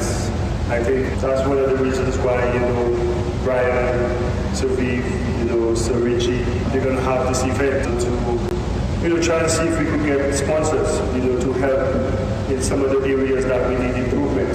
With that said, that has created, for me as a coach, when I call a player and I tell him that you've been selected for West Indies, and I'm hoping that he accepts the selection. You know, that tells us where our cricket is. The first test saw the West Indies crumble for 162 and 146 in their 2 innings, with a handful of players showing any resistance against India's ruthless bowling attack. Sammy acknowledged the golfing performance but believes a shift in mindset could still spark a turnaround. What we cannot have, like I said, is against all the odds, the opposition still outworking us. And that's where the biggest issue for me. That being, you don't need talent to work hard. You don't need talent to be motivated. It's not a skill. The skill you need is to go and play. But the mindset, that's what it takes. And I'm trying to continue to instill that in the guys. And yeah, we've done that. But hopefully the guys who brought in the opportunities, if it doesn't work, obviously I got to go back and see what's there in the Caribbean. Darren Sammy. Those are your stories making your evening sports. I'm Oreen Buchanan.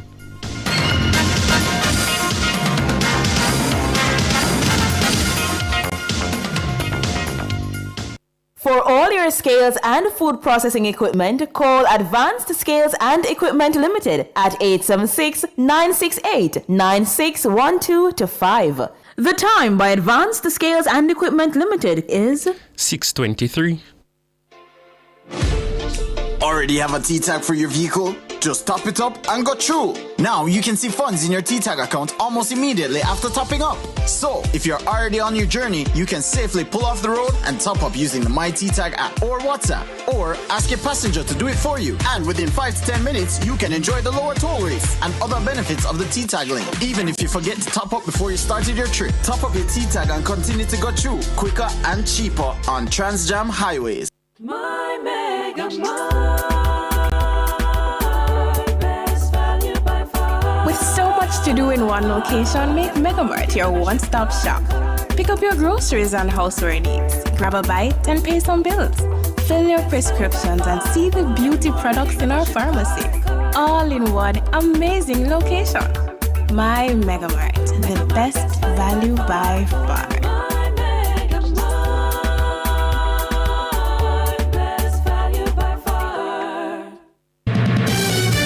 Give your team a glow up at the 2025 Business and Personal Etiquette Conference on November 6th at the Jamaica Pegasus Hotel. Procure the presence, polish, and professionalism to make your team unforgettable. Hosted by Make Your Mark Consultants in partnership with Caledonia Outdoor Advertising, Visual Tech Solutions, Nationwide 90 FM, Main Event, and more. Register now at makeyourmarkgroup.com or call 876-978-6001 for the Business and Personal Etiquette Conference.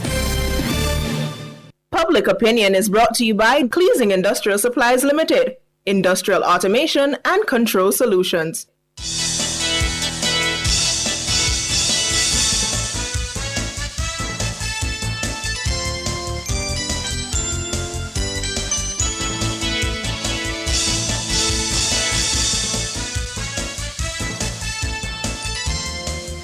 Good evening, and welcome to Public Opinion. I'm Robianne Williams. A special one to our friends over on our YouTube platform. I hope you're having a wonderful day. Thank you so much for tuning in and for joining us as always. We want to hear from you, so we ask you to weigh in live in the comment section on today's Public Opinion. So let's get to it. Debate over Jamaica's move toward full Republican status continues to heat up. And at the center of it all is a call for unity at the top. Some believe national consensus is crucial for such a historic change, while others are of the view that the process really can't wait for political agreement. So in Public Opinion this evening, we're asking, should the Prime Minister meet with the opposition leader to advance talks around constitutional reform? With that said, I'm going to go to our Facebook comments. Now, a whole heap over there, so don't come at me if I don't get to yours. Kurt Powell is saying he should and will meet with the opposition after Mark Golding meets with the minister in charge of the portfolio. Yeah. G. James Palmer is saying not until Mark Golding meet with the minister with portfolio responsibility, Delroy Chuck.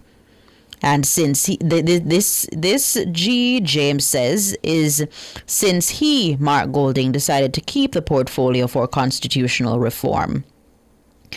Shirley Brown is saying no, the opposition leader should meet with Delroy Chuck. Mr. Chuck is the minister in charge of constitutional matters. Audley Nain is saying Delroy Chuck is the Minister of Justice. He's the one the opposition leader should meet with. The PM has named Delroy Chuck to that ministry, and that's who he should meet with.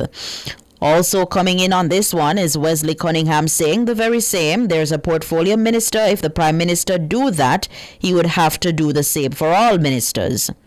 Daphne McCreath is saying nope, not until he meets with the Minister Delroy Chuck. And it's yeah, man, it's all in that regard. Everybody so far at the top of the comments on Facebook saying that. Libran Stucker is saying, isn't it better to have mutual respect than to show one-upmanship? And that's a question from Libran Stucker. Courtney Mack is saying that PM is busy with many portfolios and he appoint a constitutional reform minister. Why should he then meet with Mark Golding at this stage? Bentley Bob White is saying no. The opposition spokesman on the constitutional matters should meet with the minister on constitutional matters. That's why he's appointed so. Okay, everybody is saying no here. Judith Thorpe is saying, I strongly believe the Prime Minister and the leader of his party the Prime Minister and the leader of the opposition, they should meet first and chart. Let me see if I'm getting that correct. Judith is saying, I strongly believe that the Prime Minister and leader of his party and the opposition leader and the leader of his party should meet first and chart the course for the discussion. What Mr. Chuck is going to do, the Prime Minister, I'm not understanding this comment, so I'll move on. Aid Dona is saying Mark should first meet with Chuck, as they both have the responsibility for constitutional affairs. Carlington Bartley saying, not behind closed doors, something like a national broadcast. The opposition leader is not a man of his word. Errol Thomas is saying, yes, the Prime Minister and the opposition leader should meet to advance talks. However, after meeting with Delroy Chuck as portfolio minister. All right. Yes, he should. It's time we get this done now, says Donovan Smith. Let me see. Clifton is saying, yes, meet with him, Andrew. Andrew, just hold firm on your decision. Philip Jackson is saying, not at the opposition demand. He is not the person running the country. He's the opposition leader. Mean second fiddle. Okay, he don't call the shots. The Prime Minister leads and he follows. He comes across as spoilt and entitled. The PM does not have to meet with him or anyone from the opposition unless it is absolutely necessary, says Tina Fenton. A lot of comments coming in on this one. I'll skip on over to our YouTube platform as soon as I can find it. Let me see. MS says, Mark is like a 2-year-old throwing tantrums. Anthony Williams says, united we stand, divided we fall. The PM and Mr. Golding should meet and talk. According to Marlene P., Mark can't dictate this. Yeah. Ashoy Powell says, Marky Gina bigger than nobody, and he's questioning where him think. Marcia Edwards saying that the opposition leader should instead meet with Mr. Chuck first. Ricardo Sinclair, the portfolio minister should be the person he meets with. They can meet after they did not meet in the first instance, and Golding broke their agreement at the signing stage, Ricardo Sinclair says. Liliana saying Andrew is not a lawyer nor had a profile in Constitution. And Betsy Powell says Mark can't dictate to Andrew. Yeah. Cheryl Hamilton says make Mark meet with Chuck. Yeah. Not the Prime Minister. Make Mark meet with Chuck. Gathwick, certainly he should meet with Mark, but after Mark and Delroy converse to straighten out matters. Mark don't set the terms on this. And Eldon Lewis is saying he is the spokesman on constitutional affairs. Let me see. Meet with Minister Chuck first, says Marigold Weber. All right, let me see what's happening on our Instagram platform to the question, should the Prime Minister meet with the opposition leader to advance talks around constitutional reform? The first comment here from Michael Morrison saying, if the Prime Minister is to meet with the opposition leader, he must take about 10 witnesses with him because the opposition leader cannot be trusted. And these are the words of Michael Morrison. This is F.A. Michael saying, have a brief introductory meeting, give him general guidelines where he wants to talk about, and ask him to hammer out details with the minister in charge of constitutional reform, and the committee can continue the reform process. Junior is saying absolutely not, no meeting at all. Lakeman is saying yes, but Mark should also acknowledge the Justice Minister is the one tasked with seeing this process through. So he will have to work with Chuck on this more than the Prime Minister.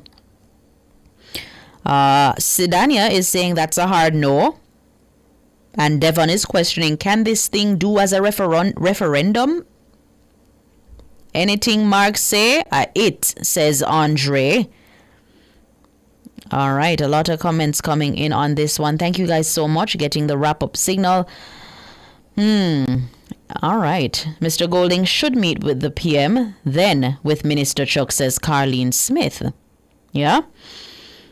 Dre Views is saying Mark Golding has wasted all the time in his last parliament term and he continues to do the same thing. He should meet with Mr. Chuck first and then after Andrew Holness. I see a lot of views coming in on this one. All right, up next, the business report. Thank you so much for staying with us.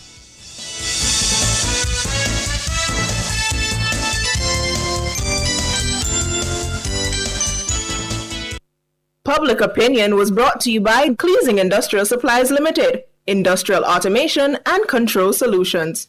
Drive the most exciting new vehicles in Jamaica. Schedule your 2024 Ford Ranger pickup or Ford Everest 7-seater SUV test drive now. Call or visit KIG today. The time by KIG is 6:33. Hello, good evening, and welcome to Nationwide's Business Report. I'm Robianne Williams. Jamaica's underspending on capital projects is seemingly worse than previously reported. The Independent Fiscal Commission, IFC, says the country's self-financing public bodies failed to get nearly $50 billion worth of projects off the ground for the last fiscal year. This is detailed in the Commission's updated report tabled in the House of Representatives on Tuesday. The IFC previously reported that only $20 billion has been spent in the current financial year so far. That's less than half of what was estimated for the period. The Commission is now raising serious concern over the ability of the country to spend the remaining $140 billion in the capital budget. Further afield, Elon Musk has agreed to settle a $128 million lawsuit brought by 4 former top executives at Twitter, now X, over unpaid severance when he took over the company. The executives argued that Mr. Musk fired them without reason after he bought Twitter in 2022 and denied them severance payments. The parties have reached a settlement, and the settlement requires certain conditions to be met in the near term. That's according to attorneys for the plaintiffs in the court filing last week. They did not disclose the terms of the settlement. The suit filed last year is one of several legal challenges over unpaid severance for workers who were laid off after Musk took over. And finally, in the currency markets at the close of trading today, it cost 161 Jamaican dollars and 56 cents to buy $1, 216 Jamaican dollars and 31 cents to buy $1 British pound, and 116 Jamaican dollars and 35 cents to buy the Canadian dollar. That's the business report. I'm Robianne Williams. Good evening.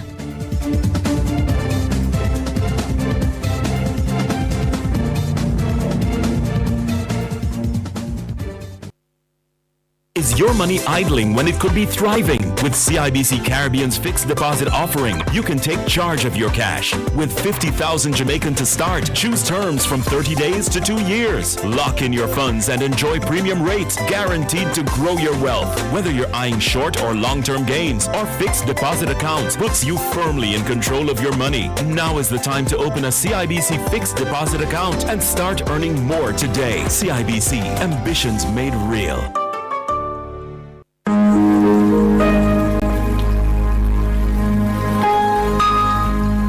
Hi there. Here's some good news for these trying times. Quote, "By God's word, I can see where I'm going. They throw a beam of light on my dark path." Unquote. Psalm 119, verse 105. Listen for God's word weekdays at 5:45 a.m. and 12:55 p.m. through Oasis. Stop by for a refreshing drink and share a God perspective for the day. Oasis. Weekdays 5:45 a.m. and 12:55 p.m. right here on Nationwide, a revolution in media. The rebroadcast of the Oasis can be heard weekdays at 5:45 a.m. This Thursday, October 9, from 10 a.m. to 1 p.m., Cliff Hughes Online is broadcasting live from the Urban Development Corporation headquarters on the Kingston waterfront. Join us as we celebrate Customer Service Week 2025 under the theme UDC, making development happen for the people of Jamaica. Hear from UDC leaders about the projects transforming communities, the partnerships shaping progress, and the vision driving nation building. You don't want to miss this informative and inspiring event. So, tune in to Cliff Hughes Online, Thursday, October 9 from 10 a.m. to 1 p.m. We're celebrating Customer Service Week 2025 with the Urban Development Corporation. Catch the live stream on our YouTube channel at Nationwide 90 FM Live 2. All this and more only on Nationwide 90 FM, the new revolution in media. This broadcast is brought to you by the Urban Development Corporation.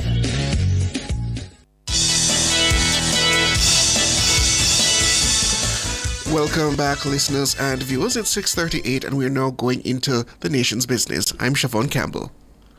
And my name is Sanjay Lewis. Well, for the nation's business, the Financial Investigations Division, that's the FID, is once again warning Jamaicans not to allow their bank accounts or identities to be used to move funds illegally.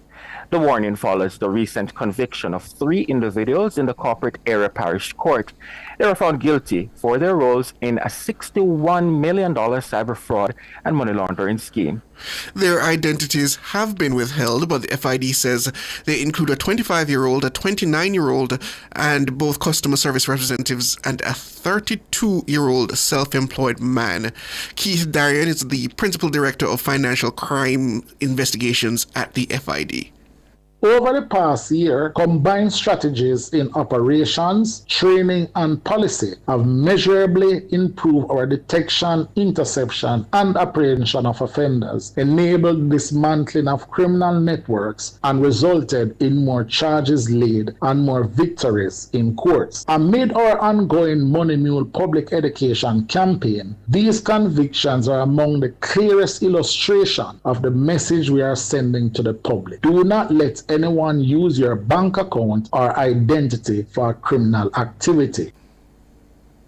That's Keith Darian, the Principal Director of Financial Crimes Investigations at the FID. Well, the convictions arise from a 2021 report by a local financial institution. The offenses include engaging in transactions involving criminal property, unauthorized access to computer data, and unlawfully making available devices or data for the commission of an offense.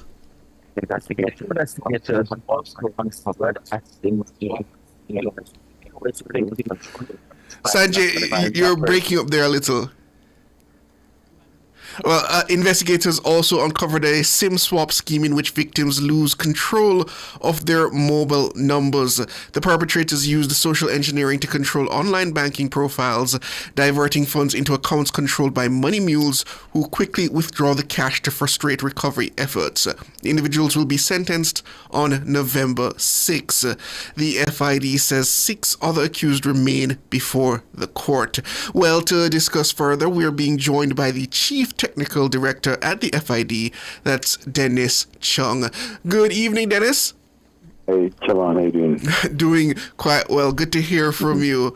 Well, based on what we just outlined, the FID continues to warn Jamaicans against this practice of becoming money mules. Can you explain what a money mule is and how are people recruited into this practice?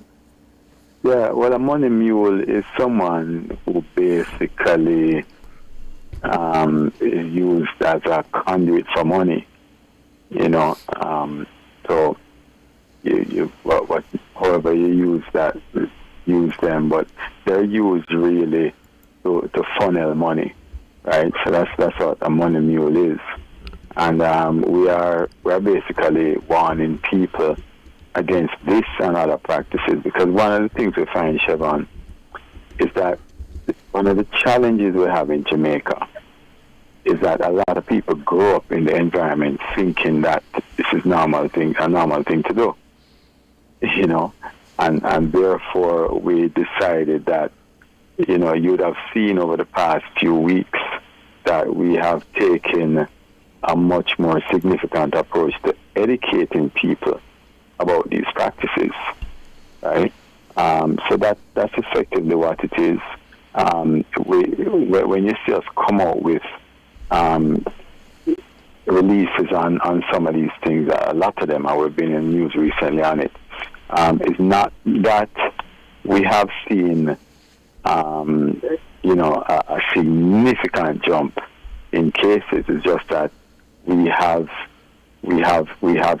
taken the approach now that we want to go out and educate people more. So effectively what I said, a money mule, an individual who transfers or moves illegally acquired money on behalf of someone else, often without realizing it, and that's important for the culture of things. And that's where I want to go, Dennis. You say it's often without realizing what they're actually doing. So why is this such an attractive proposal? How do they benefit from doing this? Well, they get money for it. They get paid for it. Someone will come to you and say, if you were to carry this bag from point A to point B for me, then I'll give you $10,000. And normally what they do is prey on young persons who are vulnerable.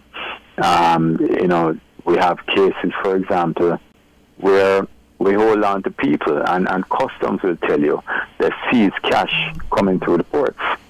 Those people are many times transferring illegally acquired money.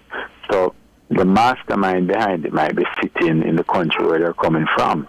And they say to them, can you carry this and give it to that person for me?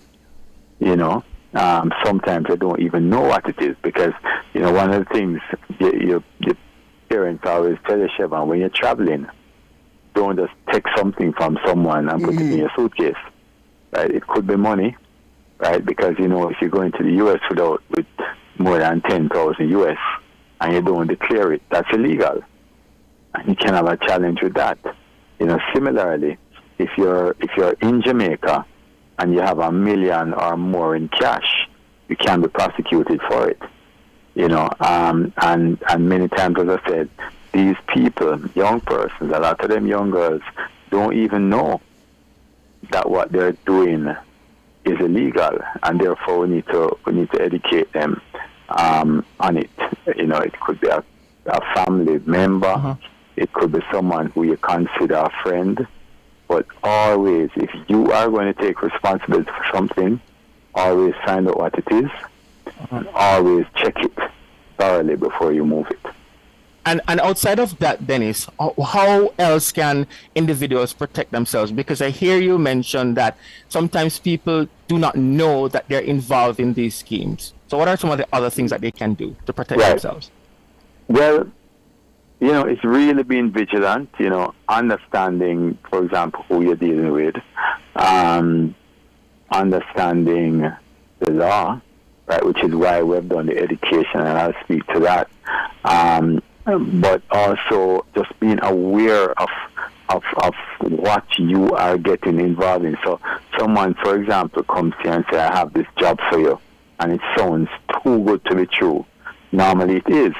If someone comes to you and they want to get you into a job situation, you don't even have to interview for it, or the interview is virtual without many questions being asked, or you're taken to somewhere that is of no fixed address. They're interviewing you at a public space.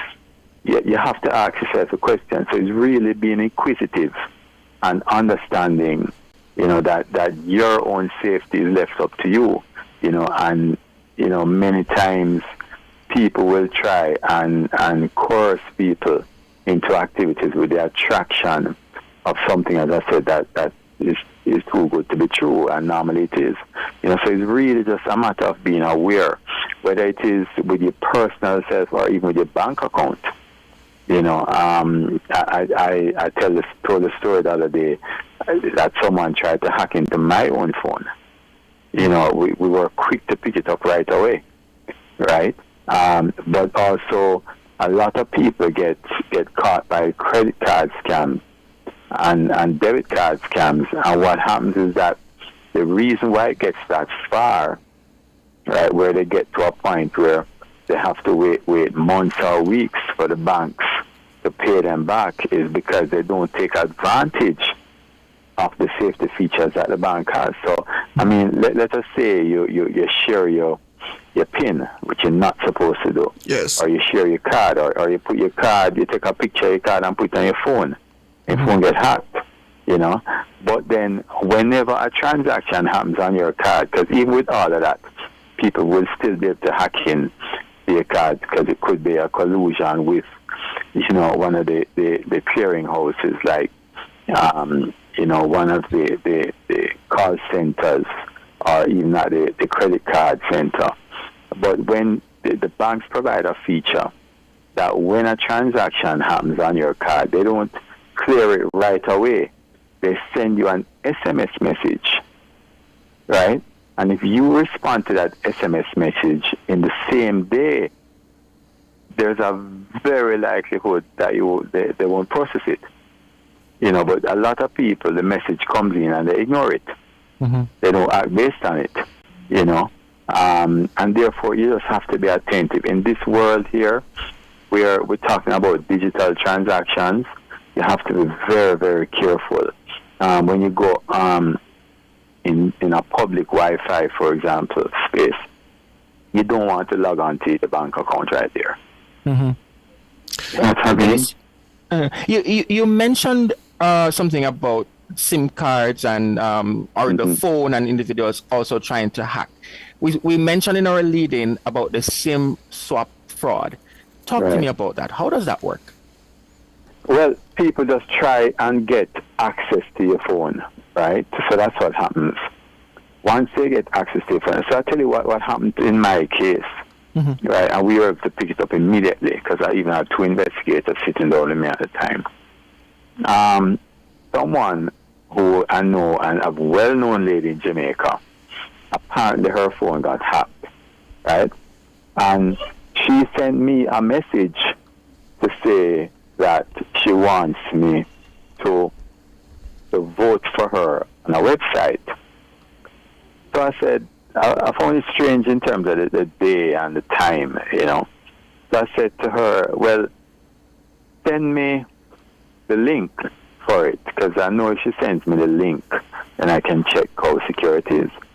She then goes to say, oh no, it won't be a link. What I'm going to do is I'm going to send you an SMS message, and it's going to have 6 digits, a 6-digit code. I want you to tell me what the code is. You see, I know that once we do that, then immediately they use that code to get access of the SIM. And once they get access of the SIM, then they can basically mirror it, and they can use it to send messages, which is what they would do with the bank. They would send the message to the bank, try the bank, and see if they can access your account or even access your phone and take off all the information, and that's there. That's why you never store, you know, your things like your credit card and that sort of thing, and passwords without security, without it being encrypted. And once they do that, they're then going to redirect the money from your account to maybe another number. So they what they will do is they'll access the SIM, control your SIM, and then when someone will think that they're calling get in touch with your SIM, but it's redirected to another phone, and they can control it from there. So that's essentially what it is. Now, I picked it up immediately. Now, what happened is that is more than one of them working at some time. So immediately after that, about 5 minutes after that, when I was not responding to the messages because we picked it up, it was somebody else who is from also a well-known number reached out to me and asked me about a situation which was related to it, right? So therefore, we know that what they do, the scammers sometimes, is they access, you'll hear the situation sometimes of people saying they get a message from somebody they know saying, oh, I'm stranded in this country, can you send me some money? Yes. What happens is that people access their phone, control their phone, and basically is doing that. So it's the same thing they do when they control your phone. And usually, as the inspector said, Williams, who spoke about yesterday, what they will do is look for elderly people who, a lot of the elderly people do not set up their internet banking. Yeah, vulnerable. So they'll go, right, and use that and set up the internet banking. Now, these scammers, there's thousands of it at a time. So they use technology, for example. and send out thousands of messages at a time. So, you might get a message, you might say, oh, it's not relevant to me, but it would be relevant to one person. And if you get a hit, for example, of 5%, right, and you send out 1,000 messages, you see how many you get in there. Yes. Yeah. So Dennis, you touched on the matter, though, because I think a lot of people believe that this matter of cyber crimes somehow involves some long distance, far away magic technology where the people gain access to your banking details and other personal information almost without any input from you. But in many of these cases, when we talk about social engineering, it requires some kind of contact, whether it be personal contact, physical contact, or through some other immediate thing that requires action on your part to enable them to do it. Yeah, well, the truth is that the way how the technology is set up, no one can just access in your company, right, or on your phone without your assistance. So what they'll do is a phishing scam, for example, where they'll send you an email. You click on the link, and once you do that click, right, it then gives them a portal to enter, right, or you send them back a code, right, or with deepfake now, another thing that's very worrying is that you can, for example, send them, they'll ask you a question that you can answer yes or no. Once you say yes, they will take that voice and use it. So I was watching something on CNN yesterday, for example, where the new thing is what they use now, is they use deepfake to scam people. And what they do is take your image and your voice and create a video of a person. So that person will call you. Normally it's a short video though. That's how you can tell. And they'll just send a video message saying to you, hey, Siobhan, I have a problem. Can you send me your password for so-and-so? And then the video ends. You see that person's face and you think it's me. Right? You hear the voice, you think it's me. And then what happens is that you will then just send it to them. That's not the thing to do. So I have had people, for example, send me something and say, and normally, you can tell, like, sometimes it's the time, and, you say, you know someone's habit, and you say, but why is this person calling me at this time, right? What I would do in that case, if someone I didn't expect a link from, or someone calls me about something, what I would say to them is that text. I would say, okay, call me back in 2 hours, right? Or I would say, I will call you and speak to you, right? And then if it's a scam, then you won't hear anything from them after that. Yes. How do we, we have to extend it beyond just the individuals. And let's look now on the financial institutions. How are they responding to these cyber threats that we're seeing? And would you say we're seeing general improvements to how they respond? I think the financial institution definitely has been improving. The technology, they invest a lot in technology, right? And when you look at the cyber crimes that has happened, the primary issue is not really the challenge with the financial institution technology. It is the users, right? So as I said, the financial institutions provide you with a secure platform. What happens is that scammers don't go into the financial institution and then access your thing, unless, for example, they hack into a database and access some files, right? Which is stored somewhere. We've heard that, and they download thousands or millions of records. But when they get into someone's bank account, most of the times, it's because they are able to access the individual and get the credentials from the individual. And that's why educating people about it is so important. So a lot of the financial institutions and a lot of sites provide what you call multi-factor authentication, right? Yes. And that is in a response. People must use it, right? Because when you use a multi-factor, so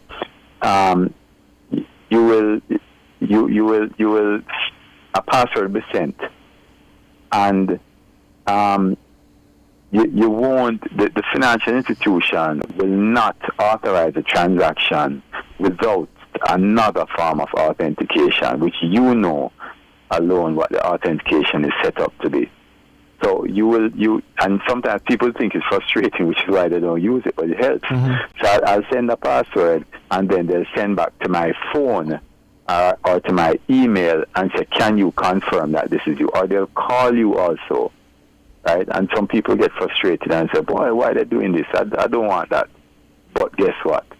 It secures your money, and I can guarantee you that you would much rather that 2-minute delay than the 3-month delay of trying to get back money that you lose. Right? But the financial institutions basically do have secure platforms. If I had an issue with them, is I think that in the past they really haven't been reporting enough on the frauds that have taken place, because and it's not just a financial institution. What I find is that people, once they get back their money, they don't bother with reporting it. It's no longer an issue. So I know someone, well known also, who got scammed on their account. I was complaining about it, and I said to them, well, why don't you send a complaint to the FID and we'll address it?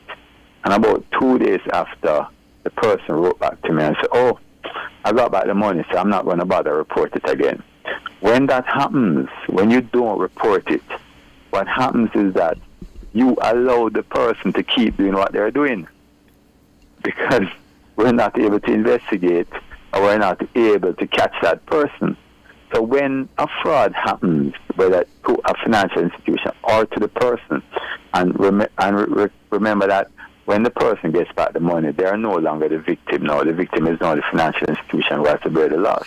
When you don't report it, then what happens is that the only person that really gets away 100% is the person who committed the crime. Because you're saying, I'm just going to suck this up. Yeah. No, sorry to cut you, but I just wanted clarity, because when the report is made by the individual to the financial institution, isn't there a requirement for the financial institution to now pass over that information to the FID? There is a requirement, but the thing might be so small, right?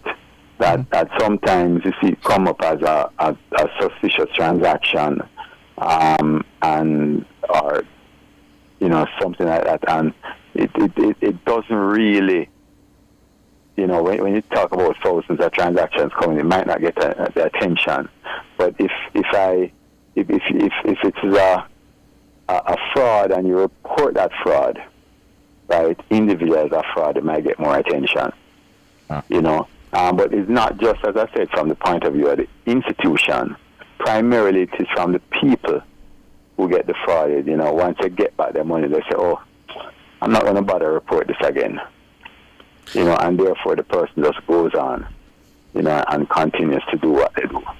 Dennis, one of our YouTubers is asking about the practice of telecoms company reassigning numbers based on, I believe, when you've not paid a bill for a long time, they might take that number from that individual and then sell it to somebody else in terms of rather than providing an entirely new number. Isn't that a potential vector for fraudulent activity? For example, somebody calls a number that they thought was yours and they get somebody else on the line.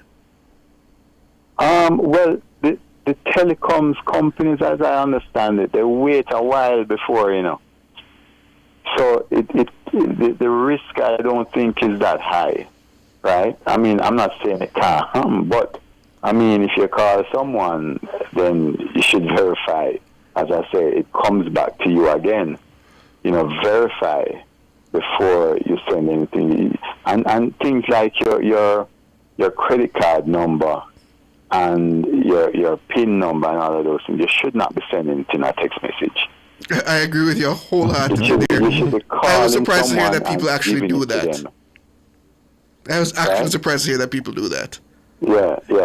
But people do, and this is why we we educate. And we have a program on your radio station, Siobhan, twice a month, the FID in action. This is what we seek to do.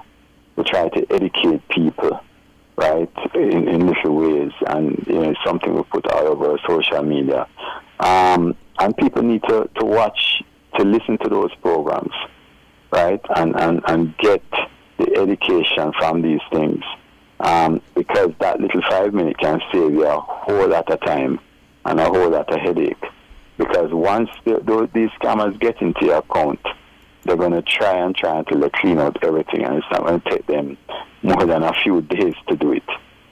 One of the other things you need to do also is ensure that you check your bank account regularly. You have your online platform, right? Don't go for 2 months or a month without checking it.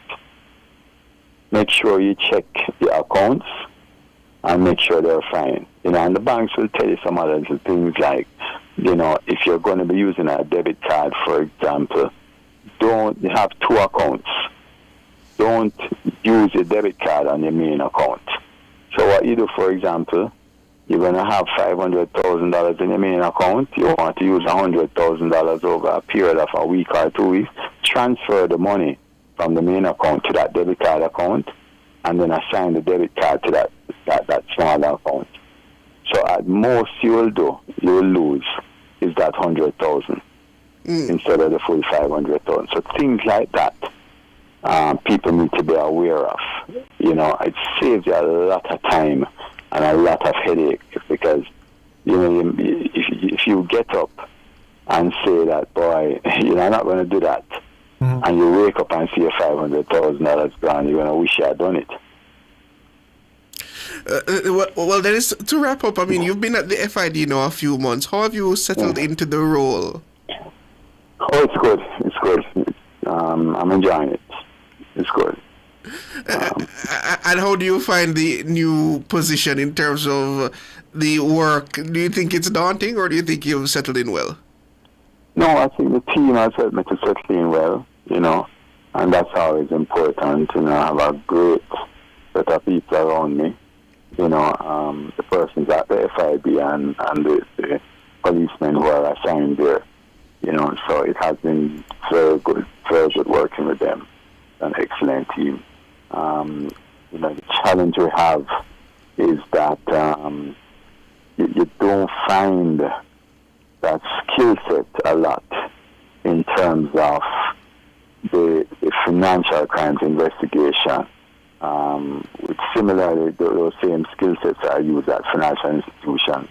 So what I'll set you is one of the things that we're doing is looking at an active way of training people, right? And it's working, but it has been good. It has been a good run so far.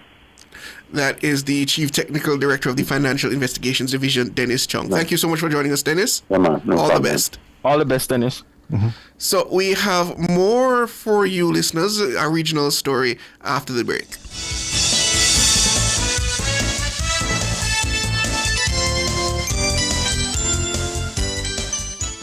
Every time you a link with a condom, coulda Ozzy, coulda wife, coulda be a random. Do it for your best life. The time by the Ministry of Health and Wellness is...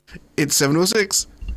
Home is closer than you think when you save towards your dream home with the Homeowners Savings Plan, or HOSP, from CIBC Caribbean. With HOSP, you unlock preferential interest rates to earn more interest on your savings and pay less with a discounted mortgage rate. You can even borrow up to an additional US $5,000 or its equivalent to help you with your closing costs. Get home faster when you save the HOSP way with CIBC. As we grow older, there are many challenges that we have to confront, but these years can represent the best in our lives. Coming of Age during Nationwide This Morning on Thursdays explores issues persons 50 and over confront. It also provides expert opinions on how we can improve the quality of our lives as we get older. That's Coming of Age, this and every Thursday during Nationwide This Morning at 6:51 a.m.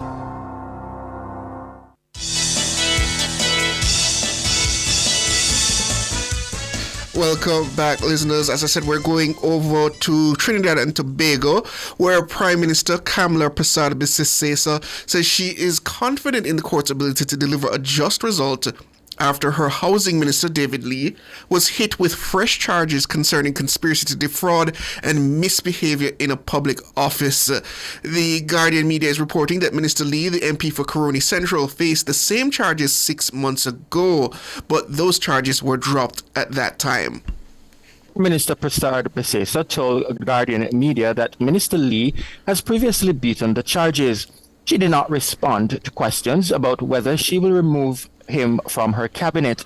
In August, the Prime Minister warned her ministers and MPs that she would bust their heads if they were caught in corruption and not performing their duties. On Tuesday, Minister Lee turned himself into police after a warrant was issued for his arrest. Shortly after surrendering, he complained of feeling unwell and was taken to the Port of Spain General Hospital. The charges against him concern his alleged attempt to use the duty concession to which he is entitled to import a Mercedes-Benz motorcar on behalf of a Chinese businessman in 2022. Well, joining us to discuss further is the consultant lead editor of investigations at the Guardian Media Limited. That's Asha Javid. Good evening. Good evening, Asha. Hello. Good evening. Can you say that again? I think we couldn't hear you quite clearly. Hi, good evening. We're hearing you, but the line is a little low. Is there any way to fix that on our end there? Can you speak again, Asha? Hi, good evening. That is much better. Good to hear from you, Asha. So just give us an understanding of the case as it stands. Based on the report, these are the exact same charges that he had faced before and they were dropped and now reintroduced again? Yes, these charges were first laid in 2022, actually. So it went before a magistrate, and those charges were initially dropped.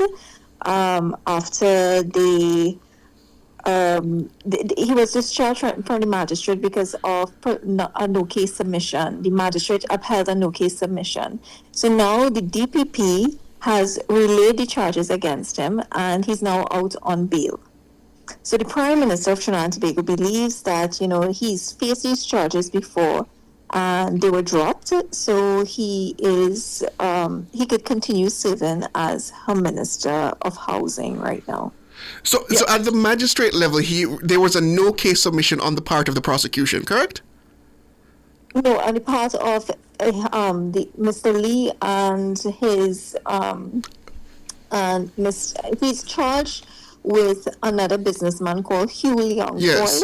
Both of them presented a no-case submission to the magistrate, and it was based on their submissions. The magistrate upheld their submission that there was no case against them. Okay, understood.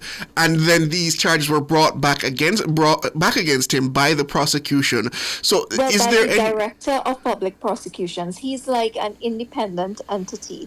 So what would have been happening at this point in time is that police would have been investigating Mr. Lee since 2020, before 2022, and the charges were laid in 2022. In some instances like this, they would have done more work and have more information, because if the case is dropped, the DPP would revisit the case, you get more evidence, and if he felt this time around he could present a stronger case that fraud was committed, he would write to the Commissioner of Police, which he did, and said, okay, we have a case against Mr. Lee. He needs to be rearrested on this matter. Yeah, and the Prime Minister indicated that she's confident in the justice system, but she stopped short of indicating whether Minister Lee will be removed from the cabinet. Talk to me about the political side of it now. How is it being received by the people of Trinidad and Tobago? Well, in 2022, when these charges were first laid, Mr. Lee was an opposition leader, and he claimed it was political persecution on the part of the then government, the PNM government. So the narrative from the United National Congress on Mr. Lee has always been that it was the government of the day going after him from a political persecution. Now, what has happened now is that the Commissioner of Police has changed in that time, and hello? Yes, go ahead. We're hearing you. Yeah, the Commissioner of Police has changed in that time. The UNC government is in power, and Mr. Lee is now the Minister of Housing. Now, so in this instance, they can't claim that it's political persecution, given that it's a different Commissioner of Police and the same DPP who's put forward these charges again to Mr. Lee. Yeah. We don't want to go into too much level of speculation, but based on her previously strong stance in terms of how she intended to deal with corruption, what is holding her back in terms of the Prime Minister from taking strong action or at least relieving Mr. Lee from his cabinet posts? I think what is holding her back is because these charges have been around and they haven't been successfully prosecuted yet. I do think that if he is prosecuted successfully, she would have a different, her approach would be different, but her approach for now is let the justice system run its course. I heard you mention earlier that he is the former opposition leader. From the perspective of the party... I'm not hearing you very well. Right, I was saying you mentioned earlier that he is a former leader of the opposition. Is he a senior member of his political party, and could that play a part why the Prime Minister is so hesitant in relieving him of his duty? He's a deputy political leader of the United National Congress, and he's also an elected MP. So he's an MP for Caroni Central. So I think those things factor into her decision making and choices, because there's a strong lobby for her today to ask him to step aside until he's cleared of these charges. But she has not acceded to that request, I guess. So if Minister Lee is found guilty, what could be the potential political ramifications going forward? I think... I actually don't see it's going to be a big because there are 3 ministers in his government. One in that ministry, one could just become a minister of housing. I think from the UNC, this is a fresh government. It's a new government that was only installed in. So I think it probably would hurt them, but not much, because these are old charges. This was not done under the present administration and under her watch. So I don't think it's going to hurt them that much, to be fair. But from a party standpoint now, and we understand based on what the Prime Minister had indicated when she was ushered into government, she spoke about corruption and her ministers should not get involved. Is there any whispers in the political party, that's the UNC, with some not agreeing with the Prime Minister not acting decisively on this one?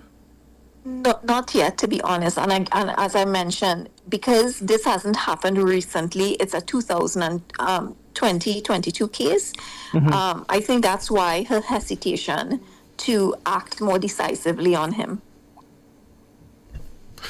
And what are the potential penalties he's facing in terms of the actual criminal probe into this matter? What would be considered the maximum sentence? I think he will face some jail time. I don't know how much jail time, but I feel he will have some jail time, to be honest. And what is the word coming from the Director of Prosecutions? I mean, if they feel confident enough to bring back the same case, they must feel as if they have a strong hand. Pardon, but there's a lot of back noise, and I'm not hearing you clearly. Oh, okay, let me try again. Can you hear me now? I'm hearing you. It's just I'm hearing somebody else talking, so it just got confusing, yeah. Okay, I was just saying, based on the fact that the Director of Prosecutions brought this case back, they must feel they have a strong hand to go forward with. Have they spoken to the case?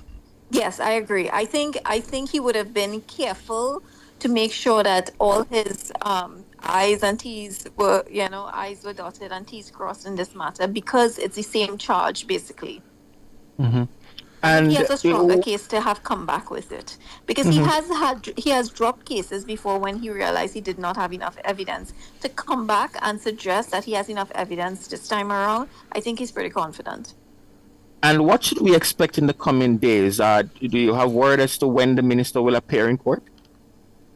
Well, he's on bail now. That's not out yet, but it should be soon. And you see, right now, next week, Monday the 13th, is our budget day. So there's a lot of focus on that right now. So I think it's going to be, a tense time to kind of figure out, is she going to fire him? Is he going to step down? Because a lot of commentators have the view that from an ethical perspective, you haven't been faced with charges and you're out on bail, you should step down because it also speaks to your integrity in office. So there's that element that's being played out. There's the other element of whether the Prime Minister should act more decisively in removing him. And then we have the national budget happening at the same time where we are also in a state of emergency. And there's a lot of tensions with U.S. and Venezuela issues. So there's a lot of things happening. I think this David Lee one is big, but I can't see it hurting her government just yet. And finally from me, what has been Minister Lee's tone since he turned himself in and came out on bail? He said that previously when the charges were brought that he thought they were politically motivated. Is he maintaining that stance now? What has he suggested to the public? He actually has not spoken to the media up until this time that we're talking. He has not made himself available to speak to the media. We've been trying to get on to him, but no luck. So we don't know what his thought process is, how he's whether he's inclined to step aside and give the Prime Minister the opportunity to put someone else. That is Asha Javid. She is the consultant lead editor of investigations at the Guardian Media Group. Thank you for joining us. Of course. Have a good evening. Well, listeners, we have one more item on the agenda, that little bit of snippet of news we gave you earlier regarding Israel and Hamas after this break.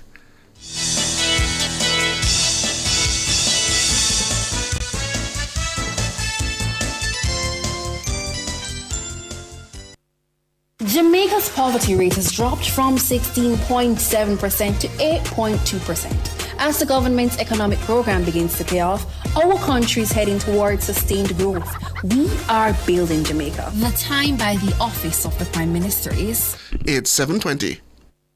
Mysterious, magical, mesmerizing. Wouldn't you like to experience the natural beauty of the Northern Lights? You could be the lucky one if you use your cards right. Spend with your Sagicor Bank credit card from September 29 to November 13, 2025, and you could win an all-inclusive cruise vacation for two along the Norwegian coast to see the Northern Lights. Chase the Northern Lights with your Sagicor Bank credit card. The more you spend it, the closer you are to your dream adventure. Enjoy the best rewards ever. Conditions apply. Authorized by the Betting, Gaming and Lotteries Commission. Taboo topics, bulletins after dark, riveting discussions, celebrity news and interviews, topics that are shunned by society, and everything else in between. Bulletins After Dark with Kareem Bulletins each and every Wednesday, 8 to 11 p.m. Bulletins After Dark. No topic is too taboo or hard to discuss. Come get your mind blown and your curiosity explored. Bulletins After Dark. Are you ready for something mega? Come join us at Megamart Waterloo, 29 Upper Waterloo Road on Friday, October 10 from 3 to 5 p.m. We're bringing you the Mega Wheels 2 Grand Draw. Tune in to Nationwide 90 FM with me, Robian and Pepita from 3 to 5 p.m. live from Megamart Waterloo. Come join amazing samplings from Megamart's co-sponsors while joining the celebration. The grand prize is a brand new 2025 Hyundai Tucson, and second and third place winners will enjoy monthly shopping sprees for a year. We're teaming up with Megamart to bring you non-stop excitement, surprise guests, giveaways, samplings, and all the Mega Wheels 2 energy. So don't just tune in. Come on, join in on the action. Live at Megamart Waterloo, Friday, October 10 from 3 to 5 p.m. It's the Mega Wheels 2 Grand Draw, only on Nationwide 90 FM, the new revolution in media. This broadcast is brought to you by Megamart, best value by far.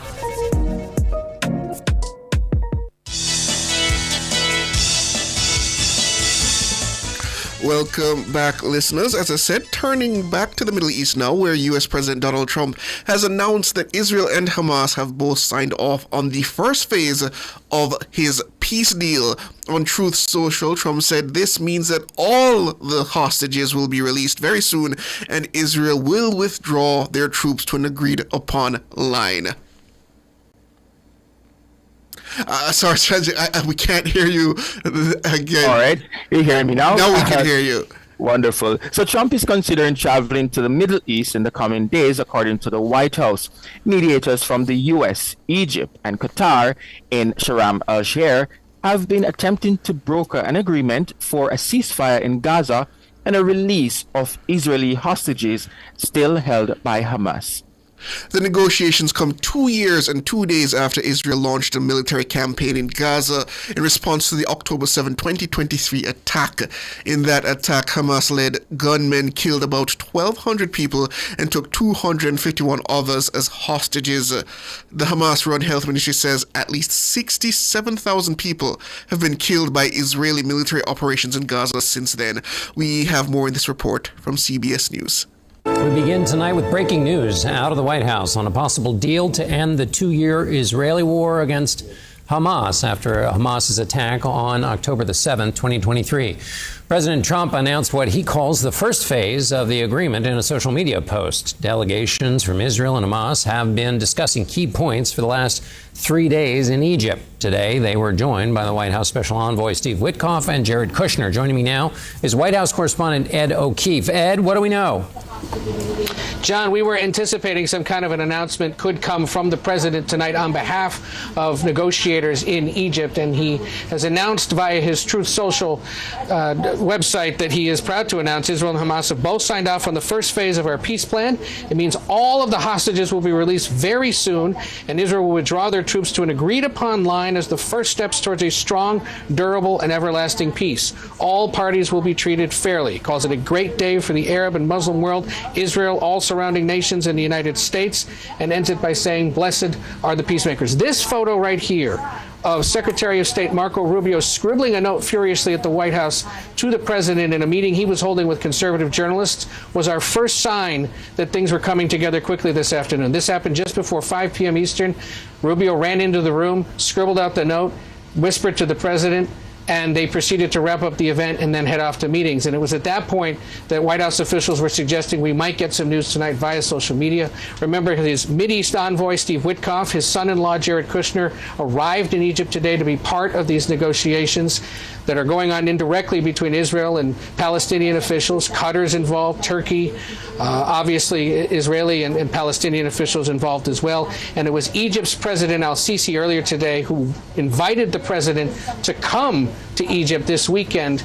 If a deal is set to be announced, the president told reporters that he would go to the Middle East this weekend if a deal comes together, John. So, Ed, so you think the president could travel? That's one of the options on the table. And would that then set up the next level of negotiations? That's the expectation, because he was asked, will you go before hostages are released or only once they're released? And he suggested he would go either way if this kind of a first phase was agreed to. And so the White House earlier today had suggested he's considering that trip, and now we'll wait and see if it's going to happen for sure. But the signals there that from CBS. Lost, our editor. So Sanjay, I mean, it's good news to hear.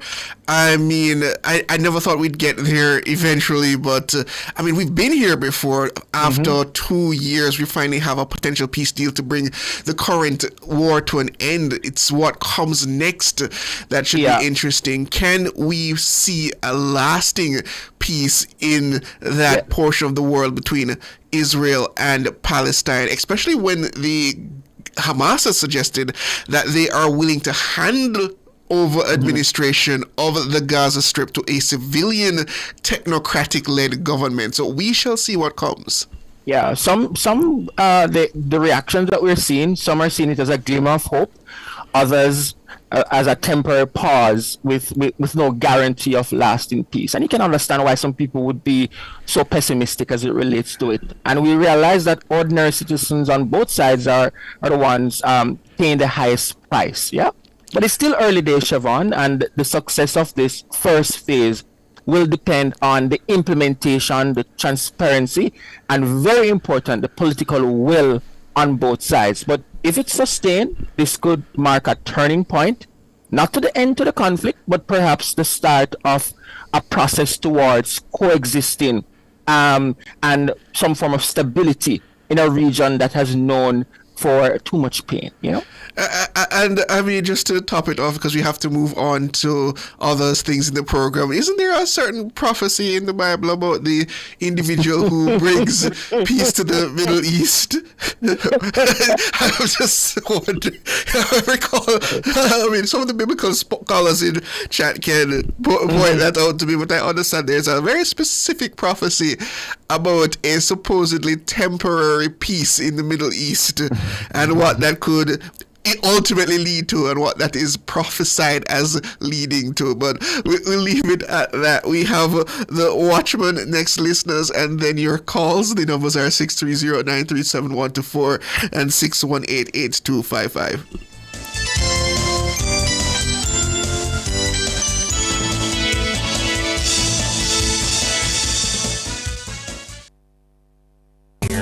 The Watchman, exploring issues shaping our society, government, and business. Provocative, unconventional, Dr. Henley Morgan is The Watchman.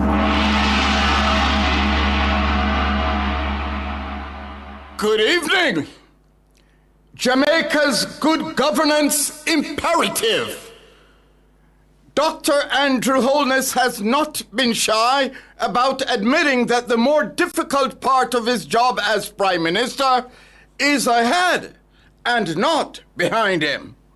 His words, taken from a Jamaica House social media post, are the clearest evidence yet that he understands the enormity of the task of fulfilling Jamaica's God-given potential, which, frankly speaking, none of his predecessors since independence were able to achieve.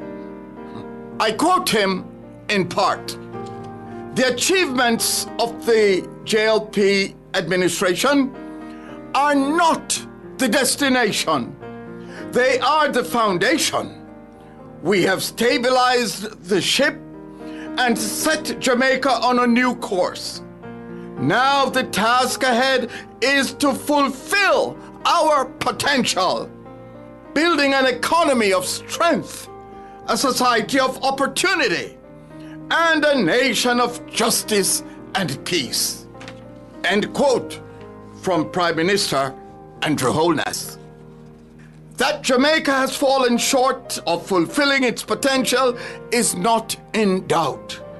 It is validated by performance measured against global indices such as the Corruption Perception Index, CPI, Human Development Index, HDI, and the more recent Chandler Good Government Index, CGGI. Most important, there is not a Jamaican alive who can truly say, Jamaica, under God, has advanced in prosperity, beauty, and fellowship, and played her part in advancing the welfare of the whole human race. What is standing in the way of the country moving beyond being described as poor, third world, and underdeveloped? To break the jinx and lead Jamaica to the promised land, Dr. Holness and his administration must, along with tackling economic issues, make this a government of good governance. Without good governance, a country will fall short of its potential. Its resources will be squandered.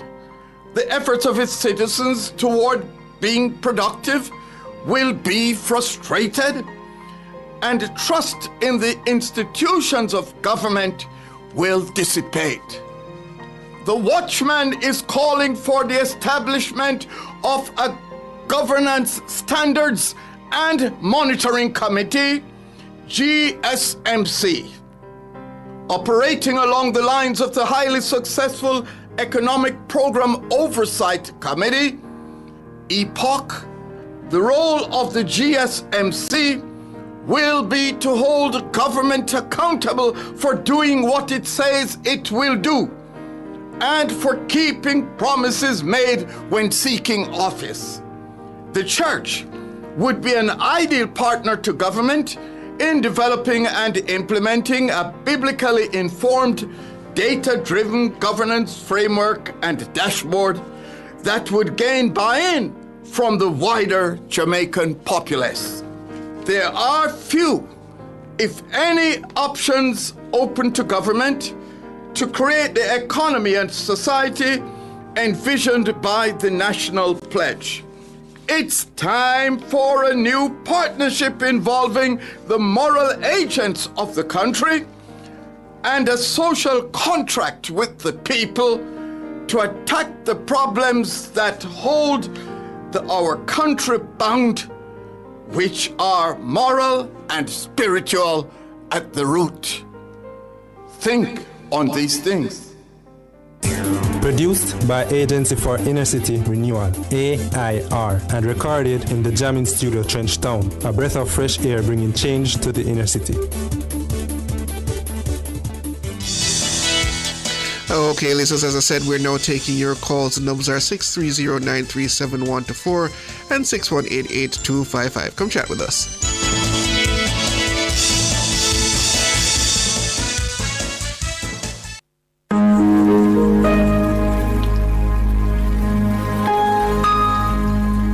Hi there. Here's some good news for these trying times. Quote, by God's word, I can see where I'm going. They throw a beam of light on my dark path. Unquote. Psalm 119, verse 105. Listen for God's word weekdays at 5:45 a.m. and 12:55 p.m. through Oasis. Stop by for a refreshing drink and share a God perspective for the day. Oasis. Weekdays 5:45 a.m. and 12:55 p.m. right here on Nationwide, a revolution in media. The rebroadcast of the Oasis can be heard weekdays at 5:45 a.m.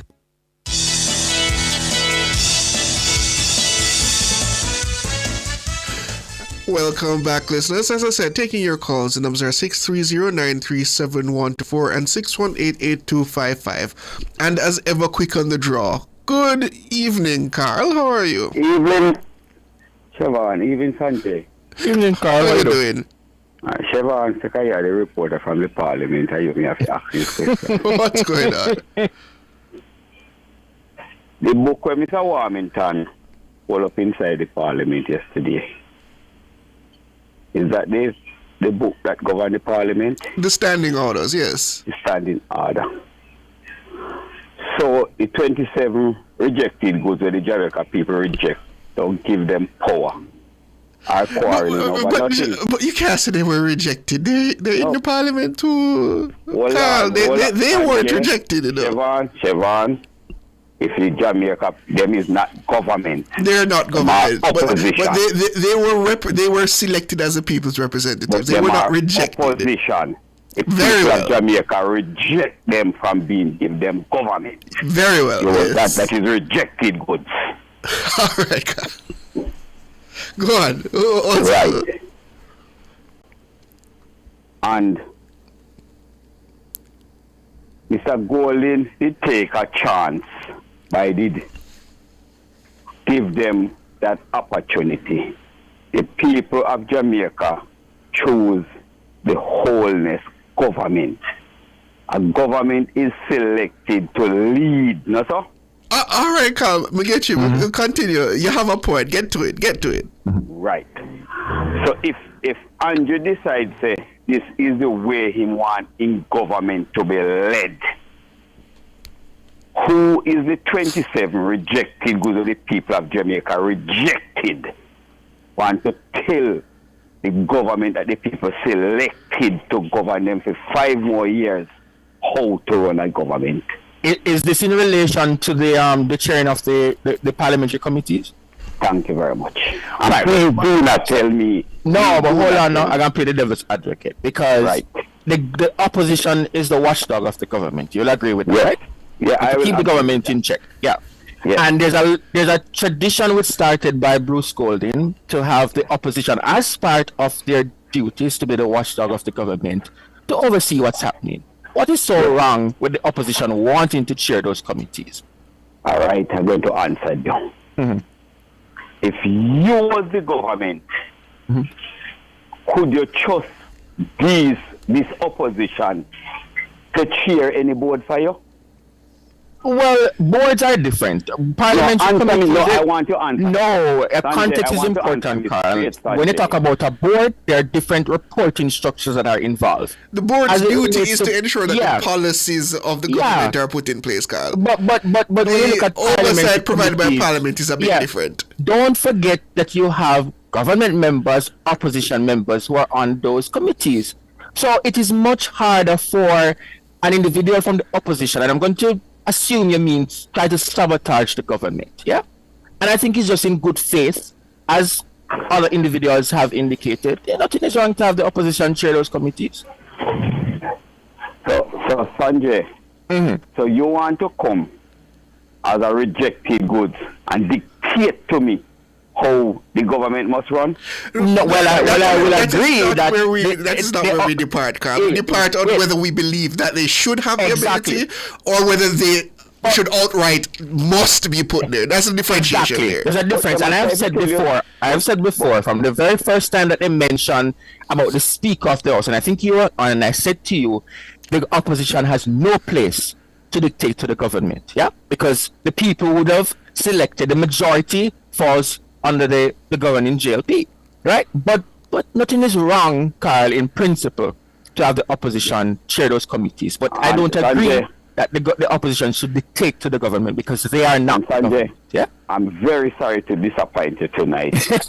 You would not tell me about principle with this opposition. The head cannot be trusted to speak a truth. And it is a disgrace in Jamaica when you have somebody where lead your opposition in your country, we do not speak the truth. All right, and you want to tell me. Let me ask you another way. What damage do you think will happen, if the opposition chair those parliamentary committees? The sabotage. Well, they don't really have so much power to sabotage, And remember also that you have government members who are also on those committees. Carl, in terms of what you consider to be sabotage, only people who could sabotage themselves through that committee is the government themselves. Because they have the majority on it. Because the purpose of those committees is to essentially consider reports and other matters brought to them by the various agencies and arms of the government. So as long as the government keeps its ducks in a row, there's very little that the opposition can do through those committees to damage the government. Sanjay and Chevron, a government being elected in a parliament to lead. Opposition must only watch. If the government no, Carl, that's not what our system of governance put for. Not just to watch. That's not how that works. To me then, Chev, that the opposition is government? No, but you said just to watch. No, to provide capable oversight. That is the function of the opposition, not just to watch. We don't have a passive. We don't have a passive democracy, Carl. Up to September 3rd. And the Jamaica people said to them, no, we don't want you. So Carl, we don't depart, Carl, I don't want to give other callers a chance. We don't depart from the belief that the government has been chosen, they have the majority, and their job is to lead the country as the people have given them the mandate. But where we depart is your belief that the opposition should just sit by idly and just say, okay, let the government do as they please. No, that's not how that works. I will never say that. But the opposition is behaving now. Right? Them are government. They want I take that point as in trying to dictate principles and terms to the government that has the mandate of the people. I agree with you on that, Carl. But they do have a role because government, is not just the single area and arena of the central executive. Remember, when we talk about government, we are talking about the parliament as well. Yes, but Chevron, and I'm going to let you know. If you listen Monday with one lawyer lady that was on you, when you're sure. She pick up everything where the PMP them said no, she run with it. She come Monday, come say, no politician, no MP shouldn't lead the constitution, something. And she want Andrew to meet with Holding. Why one of them want, what, you know, say PMP need leadership, why one of them go run in a URD and Jackson Miller? When I take it over? I don't think that's how the PNP's constitution works either, Carl. I was just trying to go hunt a seat and run the PMP, so that, so full up in a PMP now. Jackson and Dian Jackson Miller. When I go take over leadership, actually a seat. All right, Carl. I don't think that's how that works. That's not how the PNP's constitution works. Thank you for the call, though. I will say, before we move to the next caller, though, Siobhan, it is in other countries we have seen the tradition. In the UK, for example, the opposition chairs the Public Accounts Committee, and in Canada it's the same. If my memory serves me correct, India.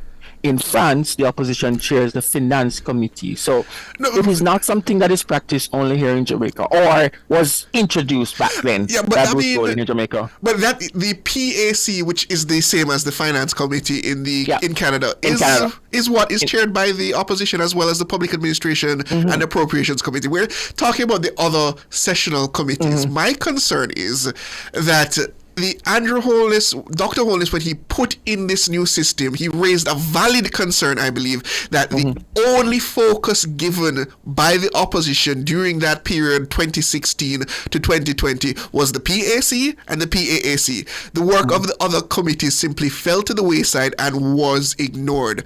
But I have not seen where under Dr. Holness and the new leadership, where the work of those committees has been put forward as it should. And that is the point, because I remember initially the Prime Minister, when he removed the opposition from chairing those committees after he regained power, that was the argument that he put forward. And at that time, I had no issue, because I'm like, yeah, if the opposition didn't, most of those committees didn't meet, you have several government backbenchers. At the time, you have very limited opposition members. Give the government backbenchers something to do.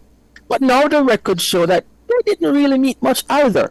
So can we really say then that the position put forward by the Prime Minister initially, does it even carry any weight at this point?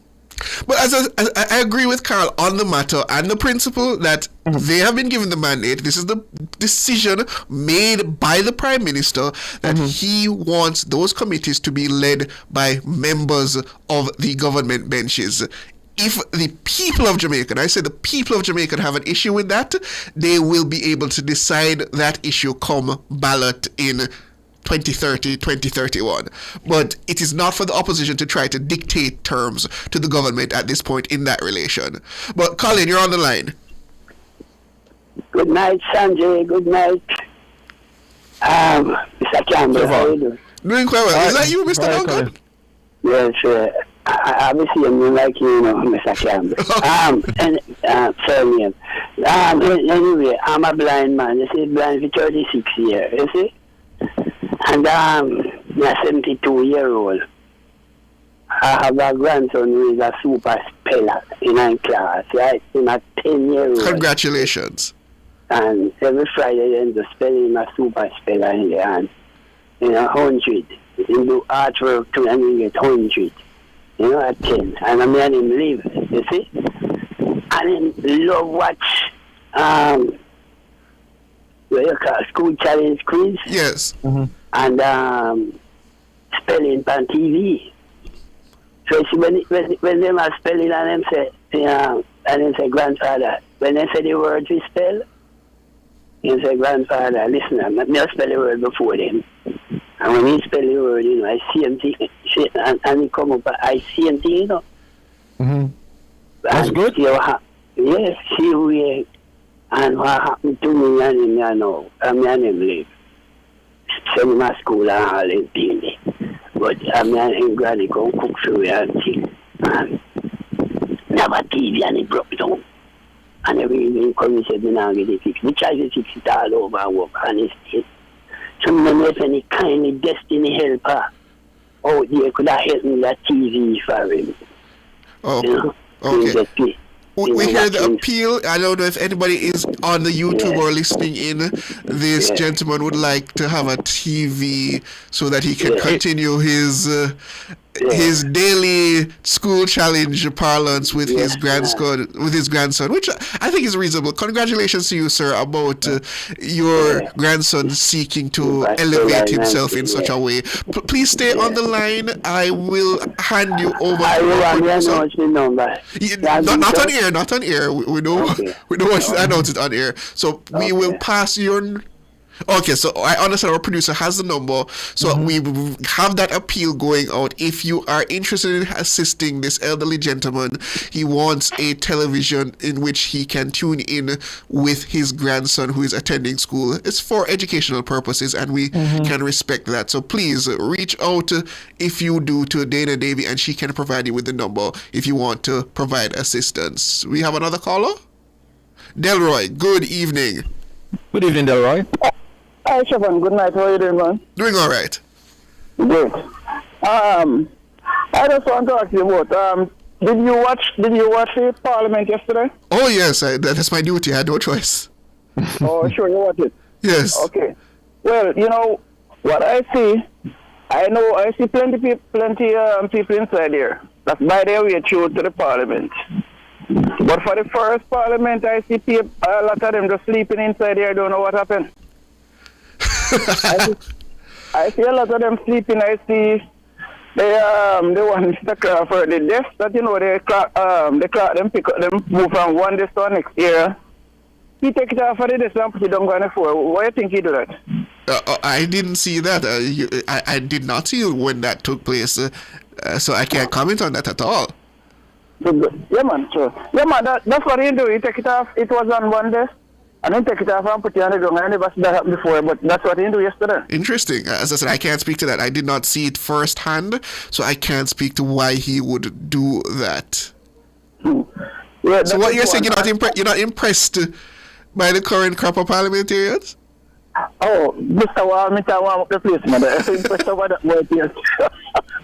Yeah, you have to give Mr. Warmington credit where credit is due. He understands the standing orders, and he rightfully it's not a boast put forward by him. He rightfully he can claim to have a veteran status in terms of how long he has been in the Parliament. I mean, the individuals who can suggest they've been there as long as him are rare, or otherwise have left the Parliament to continue their lives elsewhere as a result of reaching retirement in that field.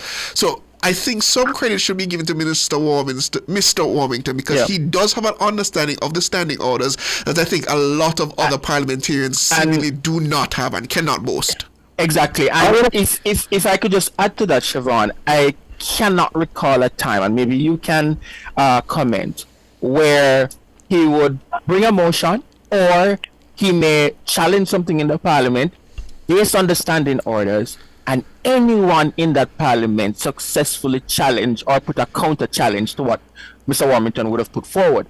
The fact is, say whatever you want to say about him, he is very knowledgeable about the standing orders, and his interventions many times make sense. I mean, it's credit to him. Many of the improper practices and conventions that did not stand with the standing orders, he would have been the one to point them out and have them properly adjudicated and fixed in terms of how the processes of Parliament are carried out. So credit to Mr. Warmington in that regard. Kevin, do you have a WhatsApp number, right? I do. Yeah, so why is that people cannot call a WhatsApp and get into you people? I don't think you can call the WhatsApp to get it. You have to call, if you want to get to Nationwide as in the studio, you have to call the studio. You would not be able to do that through WhatsApp. But that's what I'm saying, because sometimes people have one person stay on the line so long. So it's challenges with the technology sometimes, you know. So they should work the line so you can use WhatsApp too. I mean, if you want to send us a message through a WhatsApp, we do have a WhatsApp as well as a social media phone where you can send that information in. I don't think we have it in studio now, but if you want to leave a message or have a comment read out, you can do that. Okay. All right. Thank you, Delroy. All the best. So, listeners, you want to hear the callers, so call in. So the numbers are 630-937-124 or 618-8255. If you want to call us and you want to say next caller, you be the next caller and call us right now. We eagerly await your call. But yesterday was quite a thing in terms of I appreciate debates like that taking place in the parliament, Sanjay, over matters of the standing orders and the interpretation, not necessarily the kind of needless and pointless jibing that took place over much of the last parliamentary term, but these structured issues and structured debates, I appreciate them, even if you don't necessarily agree with the positions being taken. So I hope to see this continue in terms of the practice of the current parliament. One of the challenges that I have observed for many years is that you have individuals sitting in that very parliament that they are not afraid with the standing orders, and it's unfortunate. And I really hope that with this new crop of parliamentarians, especially the first-timers, they will spend some time to familiarize themselves with the standing orders. Very important. And as we have seen, Siobhan, and even in that speech the presentation given by Everett Warmington, he did mention that there was probably one other person who from the 1980s parliament still sitting in that parliament. That would be Delroy Chuck, I believe. Delroy, right, and he's one of Delroy Chuck and himself are the only two persons who would have been there from the 1980s. So I really hope that the new parliamentarians will spend some time and read the standing orders, because it's very important. Bobby, you're on the line. Good evening, Siobhan. Good evening, Sandre. Good evening, Bobby. Yes. Here, I just want to say something on the committees in Parliament.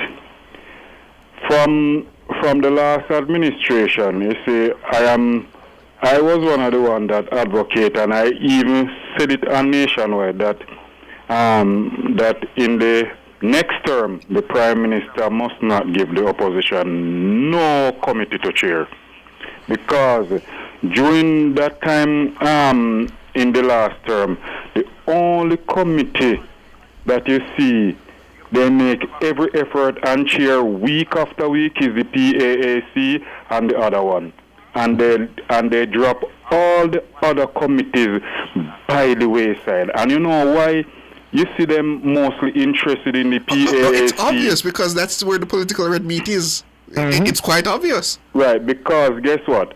Because they just use those two committees, the PAAC and the other committee, to try and dig up some form of scandal against the government.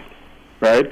They wasn't doing a good job at all, and I advocated from a long time, said, don't give back the opposition. But Bobby, what would you say then about the last parliamentary term where you had several government members? Before Dr. Chris Mullings and a few others pointed out, it's not Delroy Chuck, it's Horace Chang. Dr. Horace Chang was the one who is also the longest serving. Just that correction. Yes, thanks for that. What would you say then, Bobby, about the last parliamentary term where you had government members who chaired those parliamentary committees, and we had probably the same results that we had when the opposition members were chair? Well, you know, that is really a really sticky situation. But the thing is, you see, I just want to say that on the committees in that time that the government members chair, yes, we always get updates and reports from those ones. But I can tell you, you see, it wasn't looking good at all, because it's like the PMP is just trying to use those the PAAC and the other committee just to try and bring down the wholeness administration. And to be honest, this opposition, as far as I'm concerned, they are not mature enough. One of the things I will say quickly to you, though, Bobby, there's a problem in terms of space, and I remember the Speaker of the House, Juliet Holness, made mention of it. It's one room that they have, and sometimes it's difficult to ensure that all the committees are in fact meeting, which is why I am a strong advocate for a new parliament building. Yep. So that also must be placed on the record. Mm-hmm. Right. And the last thing I would like to say, this morning I heard on Nationwide this morning, Tana and I think it was Sandra. Yes. Sandra Rodden. Yes, they were interviewing a lady down in Negril. I think she's on the Chamber of Commerce down there and so on. And unfortunately, the lady is there, making some comments about the town and so on. Just because what really happened, they are going to move some event from down there and put it into Kingston. And she's there making some comment about the infrastructure down there, and the government feet must all at the fire about this and that, and up until now the new the new market hasn't been constructed and so on. And most of the things that she was complaining to Tana about this morning, it is the municipal corporation issues and things. And Tana call the Honorable Desmond Mackenzie about the matter, and everything what Tana questioned the minister about, those work have been started, and those plans were put in place from before the Holness administration had come into office. Yes, Bobby. I agree with you, Bobby. I sorry to cut you off there, but I think a lot of people outside of governance don't seem to understand the separation in terms of local government versus central government. Sometimes they just feel like government is government and the central government should handle everything. But we are out of time, and unfortunately so. Thank you to our listeners and viewers. Thanks to our super producer Dana Davey, our technical operator Andrew the Glen Boogs Anderson, as well as all those who support us in the news and production department, led by the very capable Ricardo Brooks and Cara Powell. I am Siobhan Campbell. Thank you for joining us this evening. And just one more thing, another long-term parliamentarian since the 1980 exactly, Edmund Bartlett. He has been there 25 years. So thank you for joining us. Have a good night, listeners.